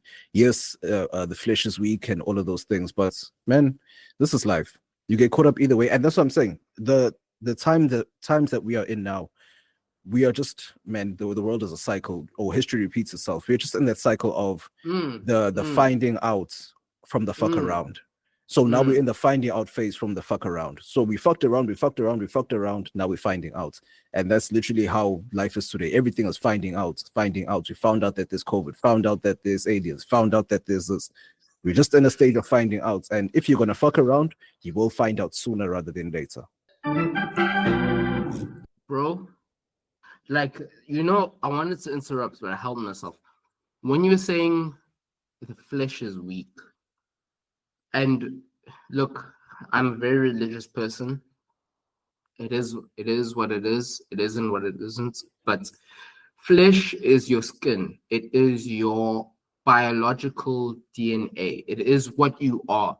And flesh is also all the outdated evolutionary biological substances, evolutionary biological impulses that drive you to do what you do, right? All of our evolutionary biological substances and proxies and our behaviors and all of the things that drive us to do what we do are trained to keep us alive. But there is an evolutionary gap, a gap by which we are trying to become fulfilled. We are trying to become emotionally satisfied. We are trying to become all these things we are, but our evolutionary drives try to keep us alive. So our evolutionary drives keep us alive, but they don't keep us fulfilled. And why is safe, safe, fulfilled, alive, whatever? It's because there's a gap between being alive and being fulfilled in your life. It takes millions or hundreds of thousands of years or tens of thousands of years for an evolutionary drive to be overwritten, right? And in IT, you'll correct me when I'm wrong because you're an IT nigga. Bro, within days, weeks, some type of programming or some type of calculation is wrong. So days, hours. Hours, bro, fuck. Day off, you must come in, my guy, bro, because this shit happens at any time. Have you ever seen those memes when they say IT guys praying to the servers over Christmas break? Because when shit goes down, you have to stop and go back, and it can happen at any time, whether you're prepared or not. But my bad. Damn, bro, that is so crazy. And I respect IT niggas for that, because they have to be abreast of all the changes that are happening in the ecosystem. But for me, it's like life is accelerating at such a high rate, and there's a new discovery on what's going to make you fulfilled every single hour. Like my boy Wesley Sniper said, pew. I said pew. Pew, pew, pew. Oh, man. Now you're a shooter, though. You're a shooter. Like you said, your position is you stayed in the defense, but because of your ism, you're able to play in midfield and attack. But it's like life changes at such a rapid pace that we can't really take the time to investigate what we feel, what we do, what has been done, what is the level of ism our ancestors left to us versus what is the level of ism we need to add to the codex, or what we need to add to, the archives or the files. And my whole thing is, life is changing at such a rapid rate that you need to be able to, almost like a trader, be able to let the bull market or the bear market cook you, and then you come up on the correction.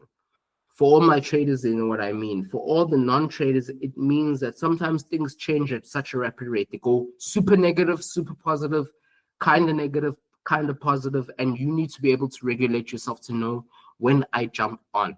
Because when something goes all the way up on the chart or the graph, on all the way down on the chart or the graph, you don't react. You look at continuation patterns.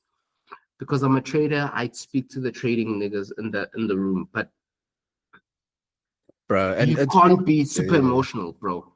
So Yeah, sorry true. to cut you off, my True, guy. true, true. But I think one of the most important things here is that you gotta be self-regulatory, and you need to look at what your goals are and what you're trying to achieve, and look at what the market is doing and adapt what you want to what the market is doing. And if you have to bastardize yourself too much and you have to give away too many pros and cons to adapt the market, that's when you know that, okay, I'm pulling up my investments, because the market is asking me to be something I don't want to be. I want to be a loving man of a family of 3 or 4, and the market is asking me to be a cutthroat motherfucker of a family of 1, which is just me. And I want to be a nigga who's just looking for me, and this market is asking me to be, hey, Uncle Ruckus, it's asking me to be a man who's thinking of a family of 3 or 4, and I'm just going to tap in and just think about me. This is why I think self-awareness is very important for this episode. It's like, what am I? What do I want to do? What do I want to achieve? And what is everything else around me? I.e., the economy, the markets, blah, blah, blah. What are they doing? So you gotta be able to look at you versus what everyone else is doing and choose where your specific benefits and negatives are situated and make the decision off of that. Yeah. Yeah, man. No, man, that's very true. But I just want to not switch gears completely, but just to stay on trading a little bit about one thing I knew. Like, it's like something I knew, even though I didn't understand trading or anything at all back then. I think this was like back in 2022 or back in 2023 when We Buy Cars went public, right? So cool. Man's bought or man's put in some paper into that, right? And it sets. It was growing here and there. I'm like, okay, whatever. After a year, I'm like, okay, it's not really doing much. Like in 2024, I'm like, it's not really doing much. Let me yank this thing out and put it elsewhere. I forget about it completely. I come back a few months later. That shit, and when I come back and check, it didn't shoot up months later. It shot up like 3 weeks after I withdrew my shit, like everything that was there, and I put it into another one. And I'm like, into another ETF. I'm like, oh shit. Yes, this thing increased, and I man's could be sitting on something decent, not something heavy. But like, no, man, like you see, one thing about investments is just trust it. Like, for me personally, it's like investments in life, and of course, so in stocks and trading and things like that. But it's just if you see something, and that's why, like, referring back to the beginning of the episode where I said you need to trust your guts on certain things, where if it's not going to be detrimental and it's not going to fuck you up in an extreme way, bet on it. Go ahead and bet on it. And if you feel like, no, man, this is going to be the future, because sometimes we were just saying, self-awareness, you have to know yourself. And if you know that you have great foresight, you know what I'm saying? If you know that you have great foresight, then you'll be like, you know what? Let me bet on what I'm thinking, even though I don't necessarily understand it yet, but I'll have time to understand it. So now I'm teaching myself, just bringing this full circle, that when I do something like in terms of that trading stuff, I'll put it in and then like pause, even though I feel like, okay, maybe I'm not doing the right thing by putting this amount in or whatever, but I'm like, no, what, fuck it, because I can feel that, no, man, I know that in the end it's going to look decent or whatever the case may be, and I know that if I withdraw this, it's going to change. So let me just keep it there and bet on it, because it's not going to affect my life in any way, and see how it grows. Like, no, man, like a nigga really needs to go for proper trading. Training, yeah. Because look, we are digressing a little bit, but I think one of the things that a lot of traders do, and as a marketing nigga, I work on these strategies day in, day out. What traders do is that they appeal to your emotional state, and they make sure that you are feeling that you're missing out on something. And they will post their Lamborghinis and their Bentleys and their Ferraris that are rented. By the way, just a slight plug. One thing I've done for myself is that I rent a Lamborghini or a Bentley or a Ferrari or an SL AMG every other month, just to feel my dream. This is what I want, and this is what I want to achieve. And I rent it every other month or every other week. And it really costs you like between 4 and 7K, right? And what that does for you is that it allows you to achieve your dream for at least a day, and you drive the thing that you want to drive and you move on. And for me, that all that has taught me is that there is a very high level of downs or a very high level of drop where you feel like I've achieved what I wanted to achieve, but what I wanted to achieve is not really that deep. Where I've driven an SL Cobra, I've driven an Murcielago, Gallardo Lamborghini, and it's not that big of a deal. And you realize that, fuck, this thing that I've been aiming for my whole life is not that deep. There's people who do this in an afternoon, and I've spent my whole life dreaming about a Gallardo or a Murcielago AMG. No, not AMG, but a Murcielago Lamborghini. I was about to say, And AMG. yeah, I was about to say, hey, if it's Uncle Ruckus, apologies to the niggas listening. But the things that you've spent your whole life dreaming about is something that someone else does in an afternoon of just, I just feel like doing something different. I want something with slightly higher horsepower. And this is what regulates you and makes you realize that what you dream about, what you think about, what you hope about is something that someone else just does in an afternoon. And that makes you regulate yourself in terms of what other people are able to do and what you're able to do versus the circumstances, versus the environment, versus the exposure that you've been given. And I think renting a car, I've rented a car a number of times, it's very important for your self-regulation because we all have big dreams. And it's very important for you to be able to look at your dreams and look at how someone else is able to piss on their dreams, and also to be able to see how useless your dreams are and see how you are focusing on the wrong thing, because we all focus on materials, what we can buy, what we can do, what we can afford in an afternoon versus the family we love, versus the family we care about, versus the fulfillment that we get from serving our family. And to tie into everything that you've been saying is that a lot of the things we do and focus on are the wrong things.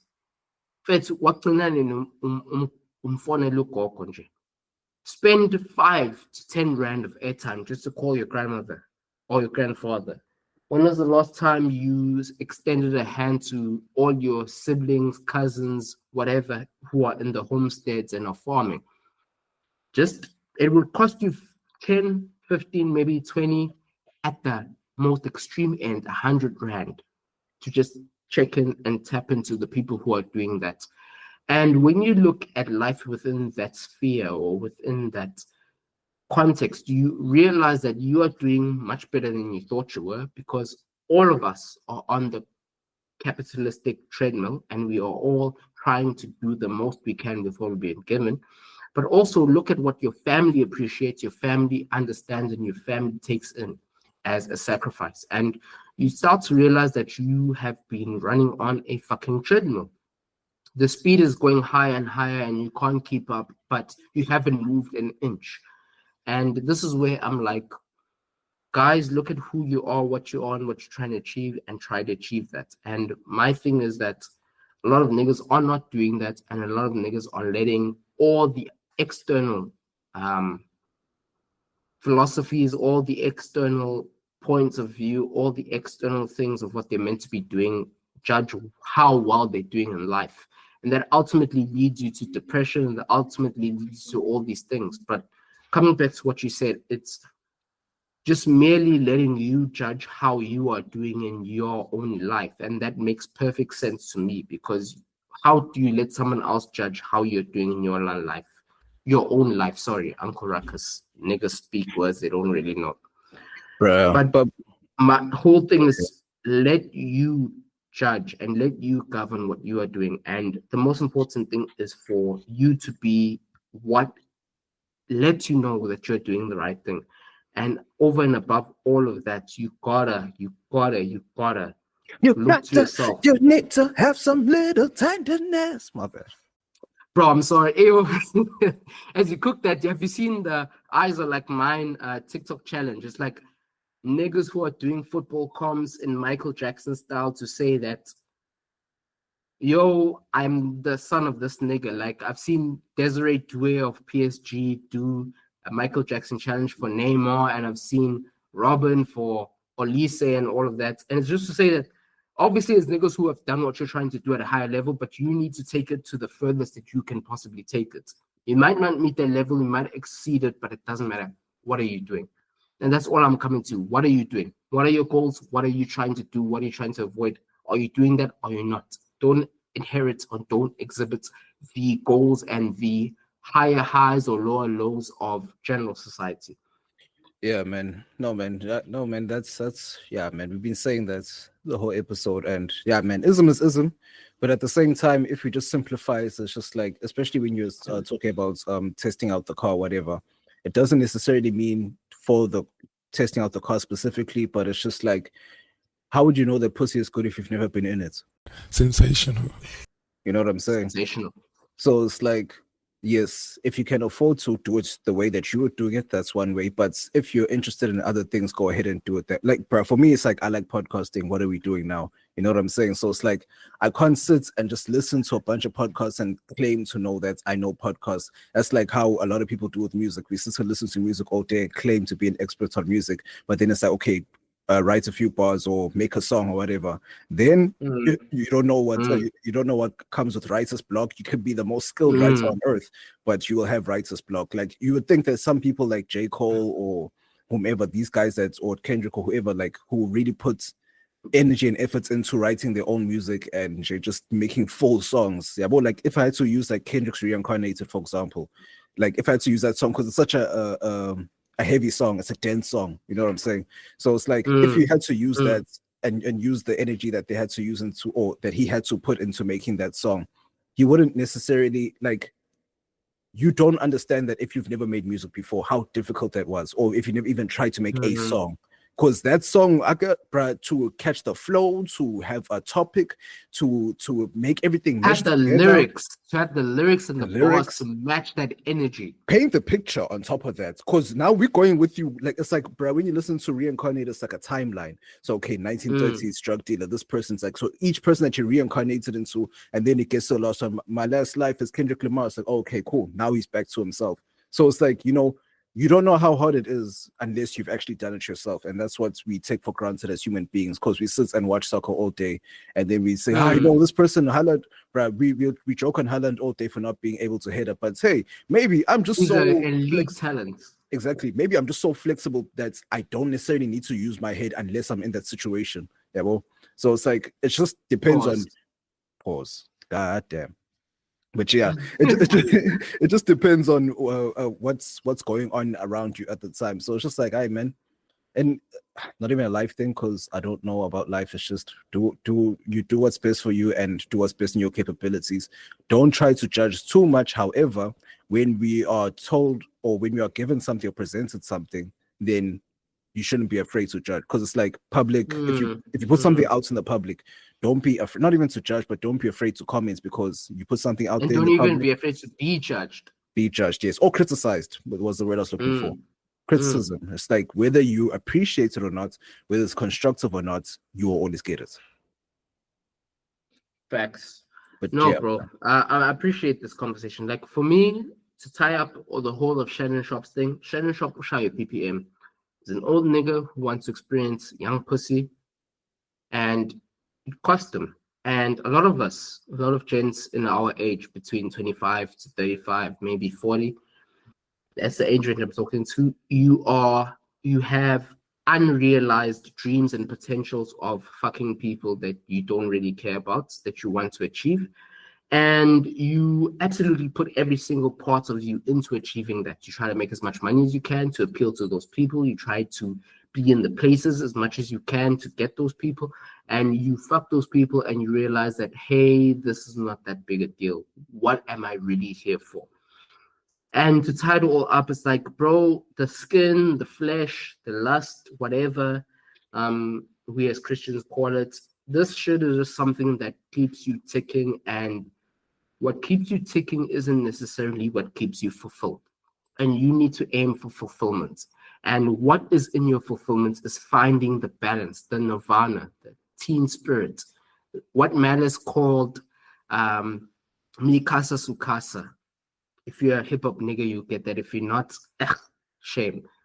But ultimately, all of this is about fulfilling yourself. And what the modern age will try to do is shove advertising down your throat to make you feel like you're less than what you are, make you feel like you are far from your goals. But ultimately, what must be of the utmost importance to you as a person is, how am I fulfilling myself? Because if you don't know how you're fulfilling yourself, the modern age, advertising, huge corporates are going to tell you what fulfills you, and what fulfills you is buying their product.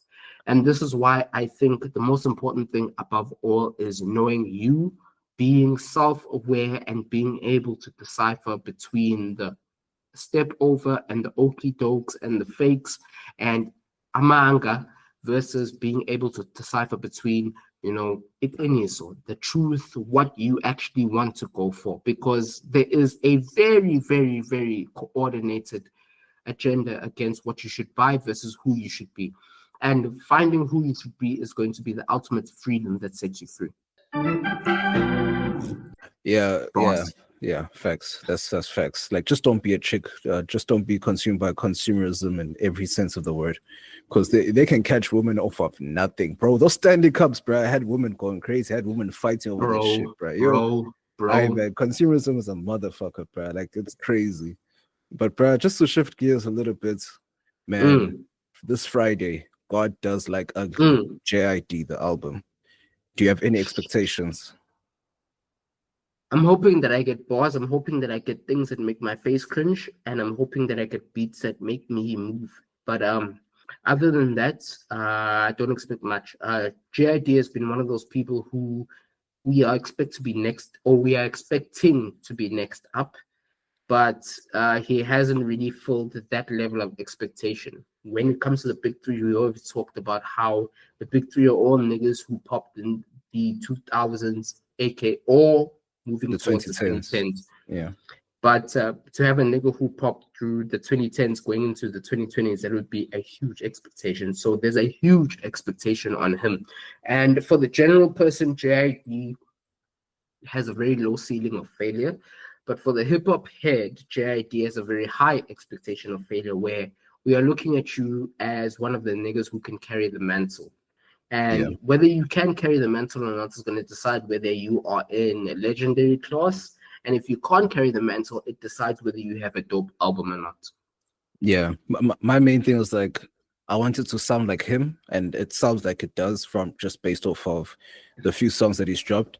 It's just the thing of, I know we're not going to get it, but I need either Cole on your album or you on Cole's album. It has to be that way. I need that feature for a fact. I don't have a specific feature that I would want on J.I.D's one, because it's not like I want Dreamville niggas to now all band together. I think that time is long gone. I feel like J. Cole is heading towards retirement or something. But it's like, I just want, not that I want, I'm sounding entitled, but it's just, I just want it to be dope, but I just want it to be sure, like a showcase where the songs that are meant to hit, and then, the songs that's, will creep up on you later. I'm fine with that, and I'm good with that, because the man's singing has gotten way better compared to what he did on DiCaprio 2, and it wasn't bad at all. So it's like, yes, he'll switch it up a bit, but my guy, I just want the bars, and I just want dope ass music. Like J.I.D and Fada, like, we all rate that guy, but we just really want some dope shit. Like, yes, features on there for sure. I really hope Joey's on there, but I highly doubt, because now Joey, and he can't release his album. He was supposed to release it yesterday or this Friday or this coming Friday, but he couldn't do it because the label held him back.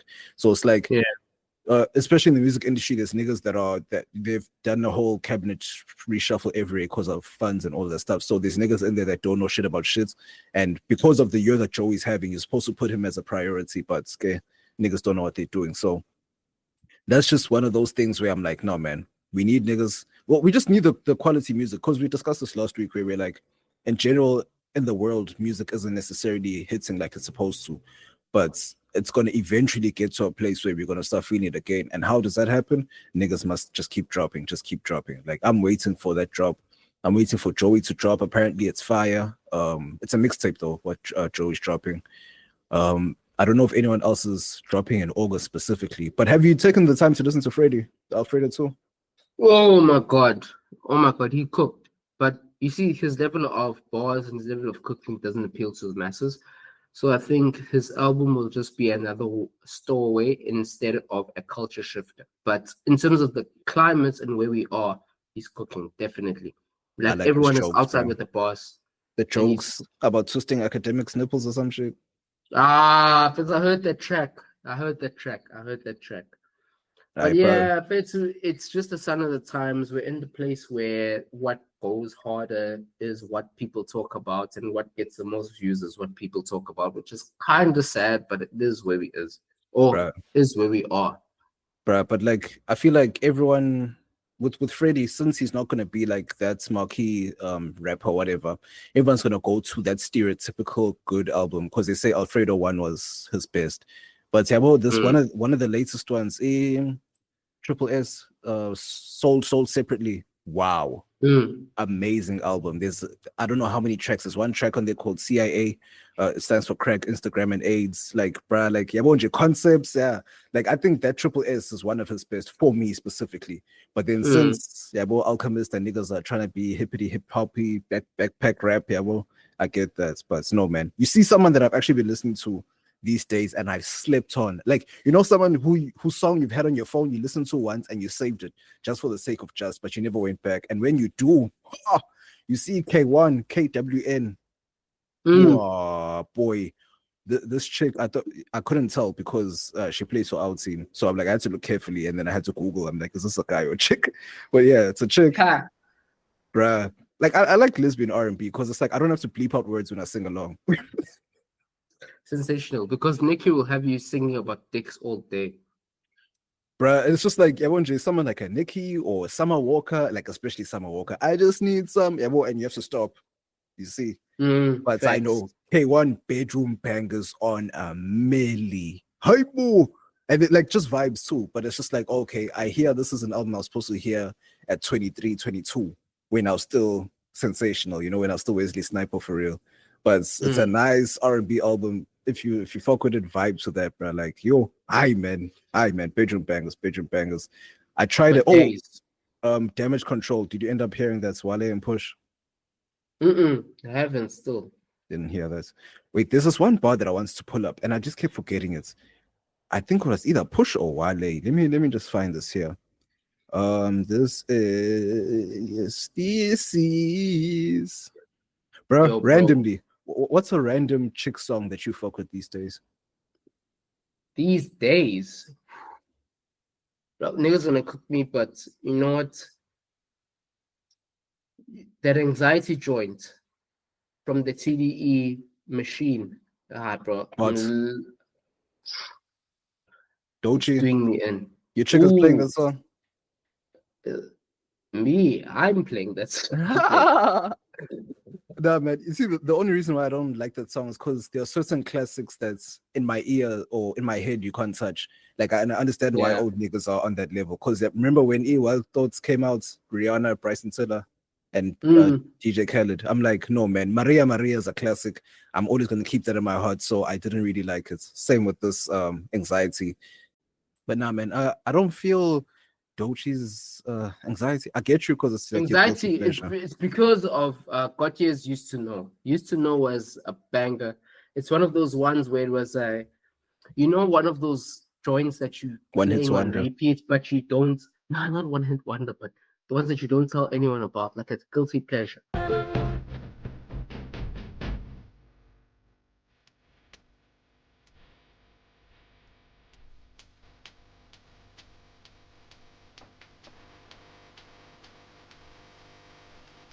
Oh, bro, right now my guilty pleasure is called Midnight Calls by Debbie.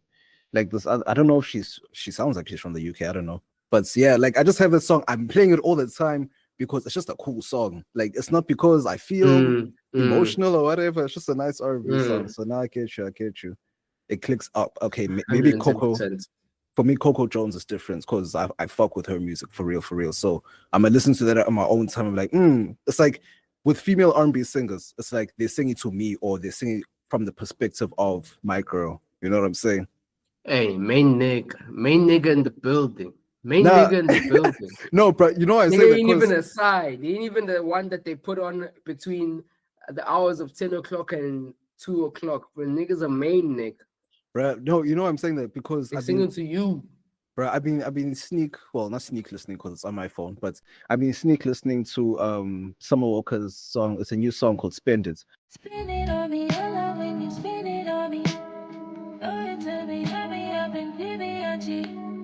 For my love, could it be bought? But now that's all I want. I'm like, Mm-hmm. it's a fire song. Like she just makes quality music. Like if you're just talking about music in general, someone makes quality. But I'm like, she's just talking about how she isn't really interested in love anymore. She just wants niggas to spend because she's like, no, I tried that love thing and fuck it, just spend on me now.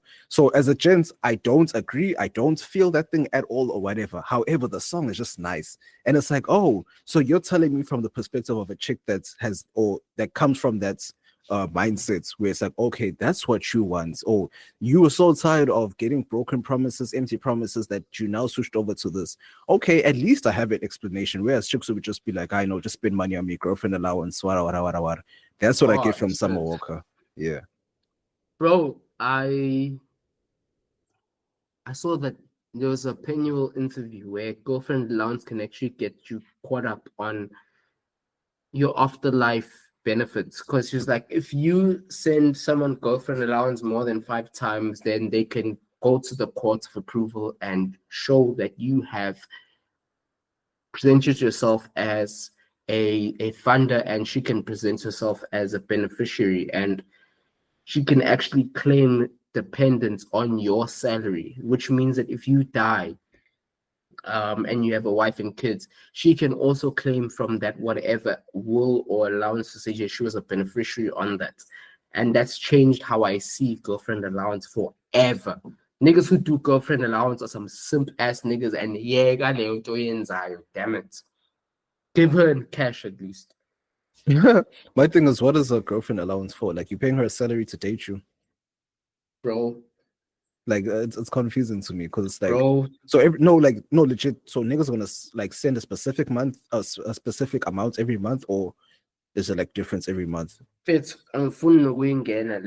all I'm saying is that, bro, if a hunt doesn't love you for what you are and she doesn't feel you for what you are, then you need to start getting capitalistic about yours. You need to start getting systematic about yours. Every time she gives you something, you need to be able to put a charge to that, to say that per pump it costs me this much.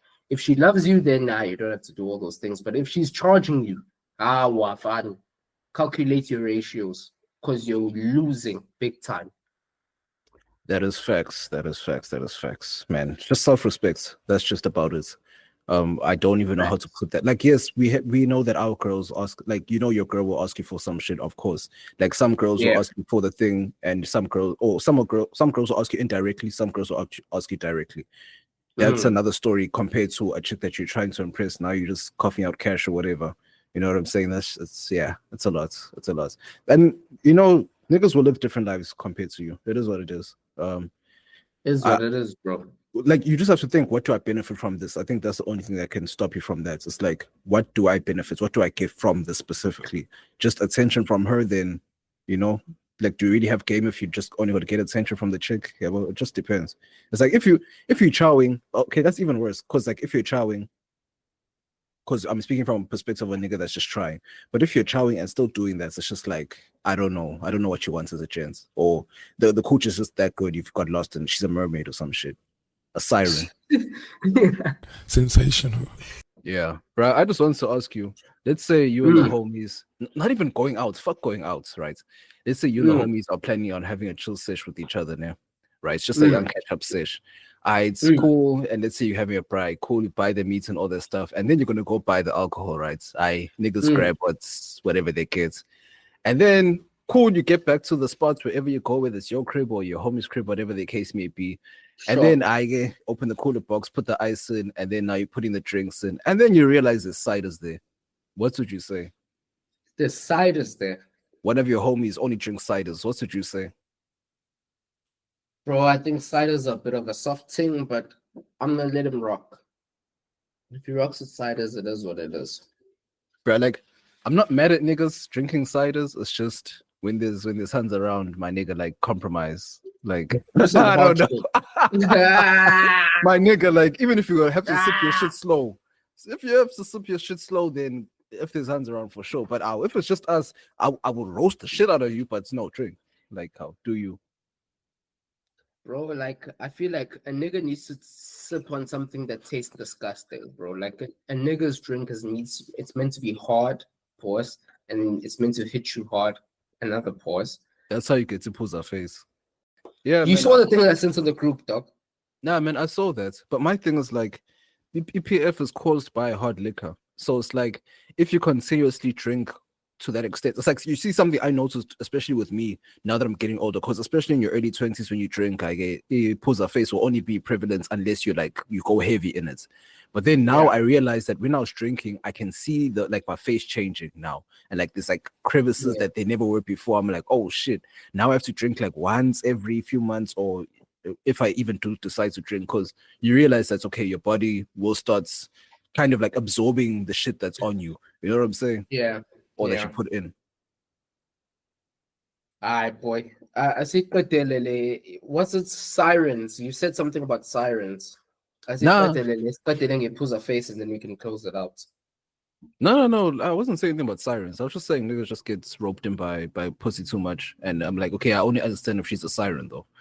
Like if she's just a normal chick, my nigga. Like I understand. Okay, here's my thing. It's like, especially if I'm looking on social media, a lot of niggas are young, and I feel like a lot of niggas, when they're older, or when they get older, whatever the case is, they eventually they still have like their Twitter accounts or Facebook or whatever, but they're on and off here and there, because there are certain things that I see that it's like only young niggas would worry about another nigga. You know what I'm saying? It's like there's certain situations where niggas be worrying about dumb shit, and it's like, if you weren't so pussy hungry, this wouldn't necessarily, or if you were just about yours, if you're really just about the pussy, then you wouldn't care about everything else. No, you're about the power around it.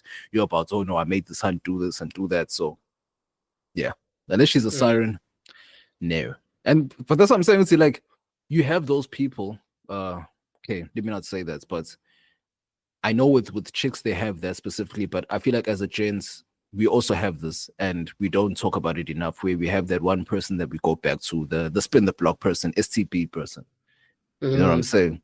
So you're gonna go back there and play return fixtures, but essentially the stadium keeps fucking your legs up. The grounds aren't necessarily manicured properly, not up to scratch, not up to standard, because you keep getting injured. So it's like, as niggas, you have to realize sometimes if you keep spinning the block, you're gonna get dizzy and throw up. You see what I'm saying? Bro, and the pitch is terrible, but when you score the goal in that pitch, the fans go crazy. So you feel like the cost benefits analysis is worth it, but when you look at your long-term career, you're cooked. Exactly, and that just ties into everything that we're saying today, dog. Like, amen. But yeah, bruh, he pulls a face, bruh. He pulls a face is another story. This is shy. He pulls a face. This is shy, boy. This nigga's lit. I started talking about it, and then he stops me and says, "Let's talk about it." Bro, like, bro, that hun on Twitter that was going viral for Phuza Face, because apparently she's also a OnlyFans hun, and bro, that is like the trinity of sinning against your lifestyle, because you drink too much, you fuck too much, and you do too much on social media. So the age is gonna catch up with you. Man, all she said was that, so look at this, no makeup 26-year-old. I niggas fried the fuck out of her. Bro, she's not 26, bro. I ain't gay. That woman is at least 32, bro. No ways. If she puts her face in jail, bro, her face looks like the ANC's fucking conservative events, bro. Her face looks like the ANC's campaign. Damn. Her face looks like the ANC's legacy, bro. Oh my god, bro. Bruh, like I actually know a hun where body is fire and all that, but the face is just like because I know her rents always had parties, especially when I was a child. Like, this was when she was like an infant. When I was a child, her parents always had parties and shit like that. It's like they were just known for that. So I'm like, you growing up with your Phuza face is like, it makes sense, because like we can see it's like we know. You're telling me she was in grade 7 with the Phuza face? Yo. Bro, I'm telling you, she's had it her whole life. It's just like now that she's like, You know, now that she's in her mid-20s, old enough to drink, and yeah, well, it's now set in stone. But body is fire and everything. It's just the face. It's like, Phuza Face, for all of our international fans, Phuza means to drink. So she has a drinking face, which means she has an alcoholic face. Bro, imagine drinking so much liquor that you have an alcoholic face. Look, as a gent, that happens. As a chick, like your number one asset is how you look, and you have a face of a drinker. Bro, Phuza Face is wild. I but also as gents, we also need to like take care of just need to our tidy up. appearance. You know what I'm saying? Because it's like, you know, if you're like as a gent, your looks don't necessarily get you through the door. However, it accelerates where you want to be in terms of certain specific situations. You know what I'm saying? So it's like if your parents blessed you with just a little bit of something, bro, use it. Bro, so it's like be fresh, I won't you? You know, do you and use that against or use that to your advantage, because it's like it works a lot, but in the same breath, it's just like, but as a change, you can't sit and wallow like, oh no, my face, I have to do my skin routine, unless you have like acne that's crazy or something. Then you've drank so much that you look like a fucking tavern. Like, you know those niggas who look like tavern regulars, even if you catch them at the taxi ramp, you catch them in a business meeting, like they look like a damn son. You have experience in this thing. Like alcohol is one of those things you're meant to enjoy, dibble and dabble in, but someone who isn't in that realm shouldn't be able to identify you by it. When you're identifiable by your drinking patterns, crazy. Exactly. Like, yeah, that's true. Because for me, like there was one, I think it was like 2023, like when I was still dealing with a specific type of hand. Like every single time I had the time, I would get up, go to her place, wine, pasta, whatever. Like we'd always just do us. Nigga see his face changing. I'm like, you know what? And like, especially after me and the chick splits, and it's like, and then my face went back to normal. I was like, oh no, man's was just drinking way too much. There's no need for me to be drinking this much. Because alcohol is poison, bro. We number ourselves with the poison of comfort, the poison of the modern age. And for me, alcohol is a poison, so you have to do it sparingly. And if you can not do it at all, don't do it at all. But bro, the amount of people who are addicted to this thing is crazy. Bro, and people will say weed is bad. That's the thing that's crazy to me. It's like niggas will be full. It is. Or actually everything. If you're addicted to any kind of substance, then you know it's bad. But it's just like with alcohol, it's like there's so many damaging parts. Let me put it that way. There's so many damaging parts where it's like it will take you to a route where there is no positivity unless you're drinking to enjoy rather than drinking to get drunk. Yeah. You know what I'm saying? Like there's so many things that can go wrong. You could hurt yourself, whatever the case may be. With weed, your lackluster, lackadaisical, don't put efforts into life. When you stop smoking and you want more, you get irritable. That's one thing that's never happened to me as someone who smoked weed. Is that if I don't have weed, I don't get irritable. I'm just like, I'm just annoyed that I don't have it. Not annoyed that I don't have it, but it's like my I can feel it in my chest, but I know that it's from the fact that I don't have it. It's like I put it into logic more than anything. But yeah. Niggas that are on cocaine, niggas will act like that's like, you know, niggas can run a whole marathon, bro. Cocaine gives you the most unbelievable energy you can ever believe in, and not that I know from experience, just I've heard. Nah, bro, you see what I'm saying? So that's why I'm like, no, man. Anything when you overdo, okay, with cocaine, I don't condone that at all. But with weed and alcohol, if you overdo it, of course. Like for me, it's like I feel like ideally, weed could be something that you do when you really have the time to chill and not like an everyday thing. In my opinion, alcohol is the same thing as when you really have the time to chill and you're not necessarily going to be doing anything, then that for sure. It's like a reward. You must treat it like a reward because it relaxes you. But anyway, on that note, let me close out the show because you know how this is supposed to go. Ross. And we bring in that flow. Man's had to hit the Ross at the end. Ross. But I know, as you know, this was the most sensational podcast in the world with Wesley Sniper and Fear Bavaria in your area. And as we so sensationally do every week, we brought you here so we can mansplain it. And this is the Mansplain Podcast where everything everything.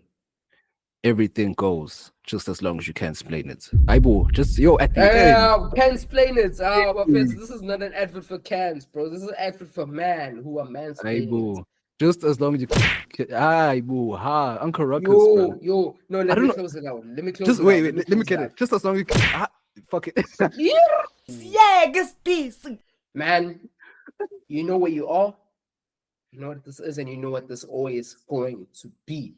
Let Me Mansplain Podcast, where everything. Now you're so slurred. The nigga will use words he don't really know. Damn it. Bro, where everything goes, just as long as you can mansplain it. We out. We out, man. 70 for 70. The world's most sensational podcast, man. Where else can you get 70 bits of most sensationalism that your spirit, soul, body, everything else attached to it can get? 70. We gone. We out.